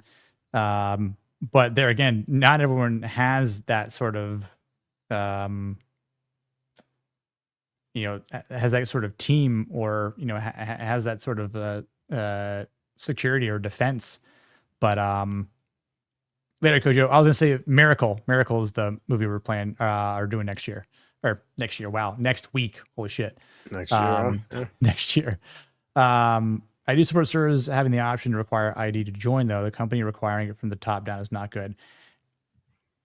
Yeah, I mean, I think depending on like what you would want to do, maybe. But even then, though, like if you're just trying to build a community and like if you have, again, like say like Leon, if you've got like 500 members in there, you know, that you have consistently because it's part of your gig, and you're going, well, you've hit a certain threshold. Now you have to have an ID. Whereas like if you're under a certain threshold, maybe you don't. Like if they did something like that, that would also screw a lot of people over. Because you think about all these types of games out there.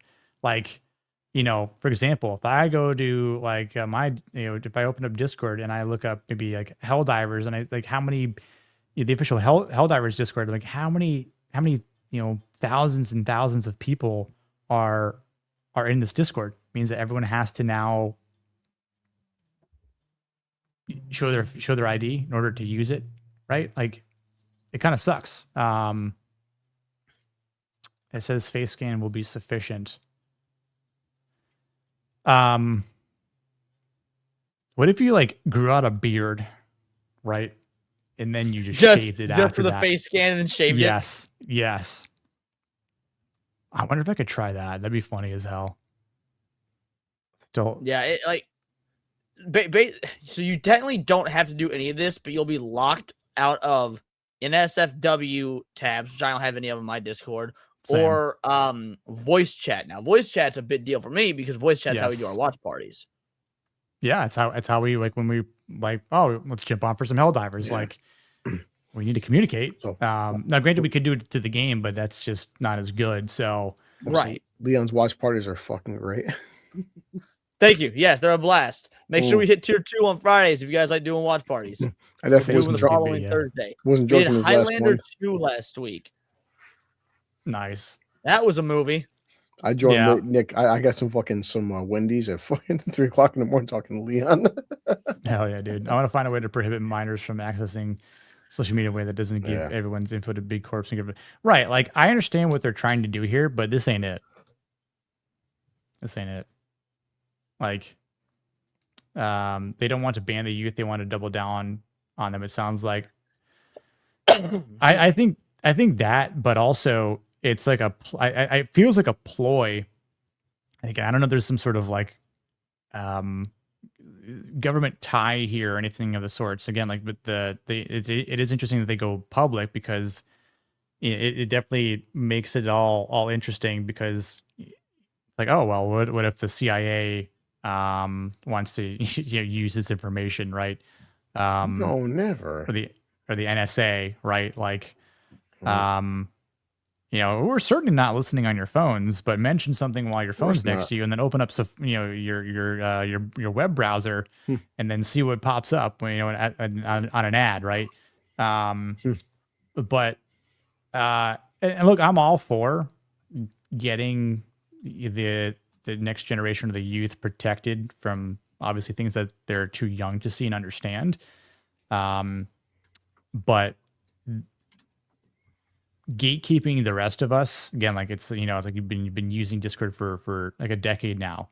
Haven't had a problem with it. I mean, like there should be parameters that are set. Like if your account has ever been banned or reported, like maybe if they can see what Discords you're a part of, that may or may not have NSFW threads in it that they can go, or maybe if you're using a certain sort of terminology that they don't like. Right. Like they could go a couple different ways about this that, it's like, yeah, you know what? We don't need to see your face, that's fine. But like, and it's not a security thing, right? Cause I already use multi-factor authentication when I log into Discord. So like my account is secure. I'm not worried about that. But if you're storing my face and my, any sort of real information about me in your shit, and then your shit gets hacked and then it gets thrown on the dark web and other people to access out there and to dox people, well, now we got a problem, so, some of your Discord links too. I appreciate it. My Discord link should be in the description below. Check it. Isaac, and on here on YouTube. So, but dude, I mean, and it's crazy because I always check Discord. I love checking Discord. That's definitely one of the main chatting components for me. I chat more on Discord than I do on X. That's for sure. Because it's better. Like again, like you can chat with more people at the same time, right? We're being. I think to answer your question, if you're a member of my channel, then just go to the community tab on my YouTube. The Discord link is there. If you're not a member, I unfortunately can't give you an invite because if I have to give you free membership, I have to do it for everybody else, and that kind of ruins my business model. So, but if you're already a member, then you can join. If you're not, become a member first, then we'll talk. Yep. Would Chinese EV saying anything negative with the regime, and all of a sudden your car shuts off and locks the doors? Yeah. Unrelated to Chinese, Leon, I don't know if you've covered this yet, but I saw something interesting about the Epstein files about was it Bannon or someone that was using the old Chinese gold farming system in Vanilla WoW in the original. Oh, I saw that today. Warcraft. I haven't, but if you want to send it, because that seems like that might be perfect material for my Wednesday and Thursday shows are far more hard politics. Yeah, than, Leon, I saw that link too. Basically, what they were doing is they were money laundering through fucking Chinese gold gold farmers. Yeah, that doesn't surprise me. Yeah, because I didn't know about the Chinese gold farmers part, but yeah, WoW had a lot of money laundering issues back in the. I assume it still does. I don't know, but yeah, it used to have a lot. Well, yeah, you see, some asshole hops on fucking WoW. He buys like fucking $1 million or $1 million in fucking WoW gold, and he pays whatever $200,000 in real money. Like, where you getting this money from, son? Like, they're breaking down the stats, and I'm like, you know what? It wouldn't surprise me. Hell yeah, dude! You got a meme. We have a nice little meme channel going. But some good memes in mine as well. I do think that this is going to allow a competitor to step up. I haven't seen Elon post anything yet about this, but I'm sure he's probably heard about it. But I wonder if he would sort of try to capitalize on it, and because X chat ain't it, that's for sure. I don't know if he would create something new or whatnot, or because I was trying to look at some other options out there, but there's just nothing like Discord, which is why I liked it in the first place. I worked for a startup company not quite a decade ago, but 9 years ago, and my CEO was like, "Oh, I guess we'll just use Slack or whatever." And then he didn't want to use Slack, and he wanted to use some internal thing that his developers were going to create. And I was like, "Dude, we should use Discord instead." And he was like, "Oh, what's Discord?" So I showed him Discord, and he was like, "Oh, this is actually really useful." And we started to use it quite a bit, which was really cool because it worked for businesses as well, and a business model. But because I think it was so much cheaper than Slack. But I mean, Slack's still pretty secure though. And Slack's just definitely more for businesses. So I use Slack. The only time I ever used Slack had a built-in die roll mechanic. So we'd play during COVID. We'd play online D&D over Slack, and that was cool. Yeah, Slack has a lot of functionality. I mean, I use it a lot for work. But you can do you can integrate a lot of other apps out there as well, which is kind of cool. So I'm like, I don't know if I could create a Slack channel for my channel. I don't know. If I just don't. Yeah, it doesn't work as well for community stuff because he expresses some disappointment on Autism 101 in that former Blizzard guy's post. Okay. Grums. Interesting. Okay. Oh yeah, I can't stand that dude. I follow him just because there's a lot of funny takes. Why? ABF bully being into it. Yeah, I'm really curious to see what. I mean, I know ABF does for his Wednesday GCA shows. People send memes and stuff like that, so it's going to affect a lot of things. Leon, it goes live in March, I think, right? This whole photo ID crap. Yeah, sometime in March. Yeah. Damn. I'll be doing more coverage on it, probably on Wednesday because We did Countercast today. It wasn't on the docket. Tomorrow's TFH, which is we don't cover pop culture. It's all conspiracy theory stuff. And then Wednesdays and Thursdays are the real politics heavy stuff. So we'll probably be covering it on Wednesday or Thursday.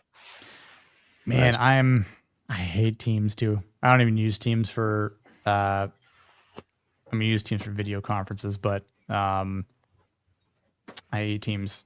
Yeah, I don't know. I think legit I'm going to look back into TeamSpeak, and I mean, if it's just like a voice chat that we need, then fuck it. Maybe I'll just look at Ventrilo just like as an OG until something else is better for like a full on, you know. I don't really make any like harsh decisions yet. Like I'm not going to delete my Discord channel or anything like that, because I am curious to see what sort of functionality we still get from it if we don't choose to show our facial ID. And who knows? Maybe the community steps up. Yeah, Hangouts was interesting for a time. That's for sure. It would be funny if Zoom steps up and creates something to compete. That would be actually kind of funny. I will not lie. Zoom makes a comeback like that. That'd be pretty rad. One of the memes posted in my Discord earlier today is Dex and Obi-Wan from Attack of the Clones. They're sitting at across the table from each other, and Dex is like, "If you ever want a job, I'd hire you as a waiter." Obi-Wan says, "Why a waiter? Because you bring a lot to the table." Obi-Wan looking pissed. Makes me happy. Oh, Epstein standing out in front of a car says free DDR5 RAM. My Lord. Man, we got a lot of Epstein ones in here as of late. Oh yeah. A lot of transphobic ones as well, which is another base reason to join my Discord. A lot of transphobia. A lot of transphobia in my Discord. That's great. Zoom need to fix the security people invade again. Yeah, I know. Zoom went to hell, that's for sure. Elon needs to have X fill the void, especially since he likes gaming. It would make sense for him to do something like that. And I feel like if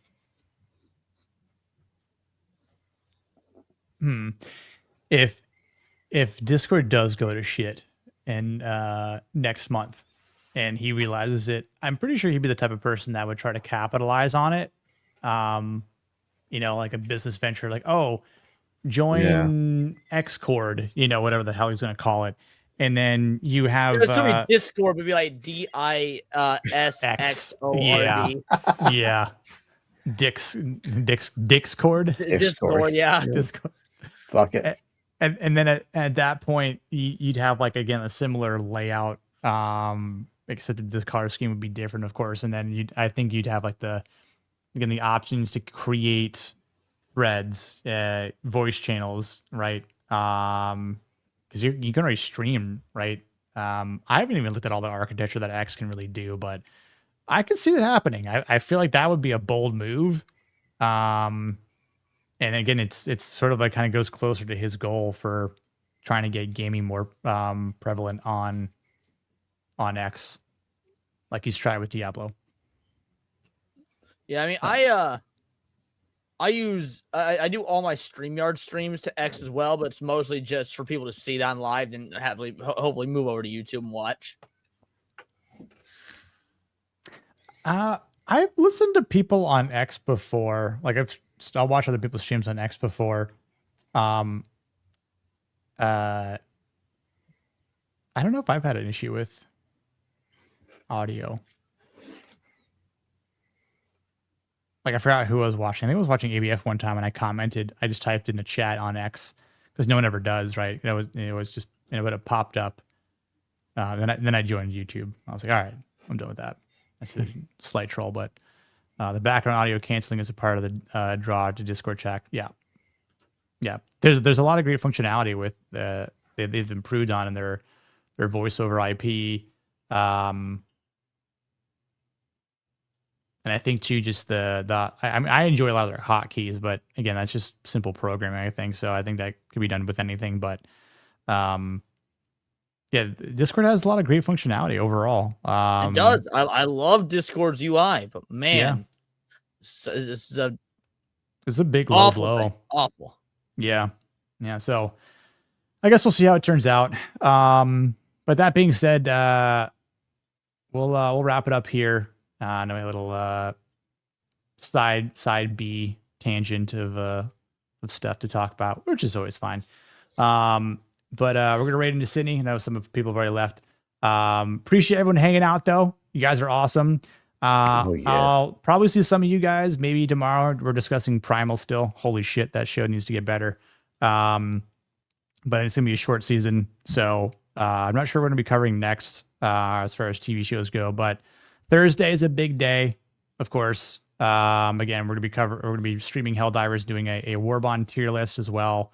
And then I'll be popping around people's channels. I don't know if I'm gonna be joining Zach's stream on Wednesday. I'll kind of see how my Wednesday goes. But next Monday night will be Miracle. The Hockey Olympics, the Winter Olympics start Wednesday. Team USA plays Thursday. Hence the reason for doing this movie in the first place. Because I really want to see USA win the gold medal. It would just be fantastic. As far as I know who will be here, so we got myself, Leon, Blue. I'm assuming you'll probably be here. Whenever. We got Gord King. Isaac will be here. And we have another fellow hockey enthusiast, Brahma Bull, will be making his first time appearance here on the show. Nice. Awesome. Goodwin might sit out because he hates hockey. He said he has allergies during hockey season. Yeah. It's all right. His beloved sport had Bad Bunny played in the halftime show. So he was like, fuck this movie. Like, damn Jay. But yeah, I appreciate everyone hanging out. I hope you had a good night tonight. I will see everyone tomorrow. Like I said, thanks for the likes, all the replay value, all the stuff out there. Do I need to play a clip at the end from the movie? Let's do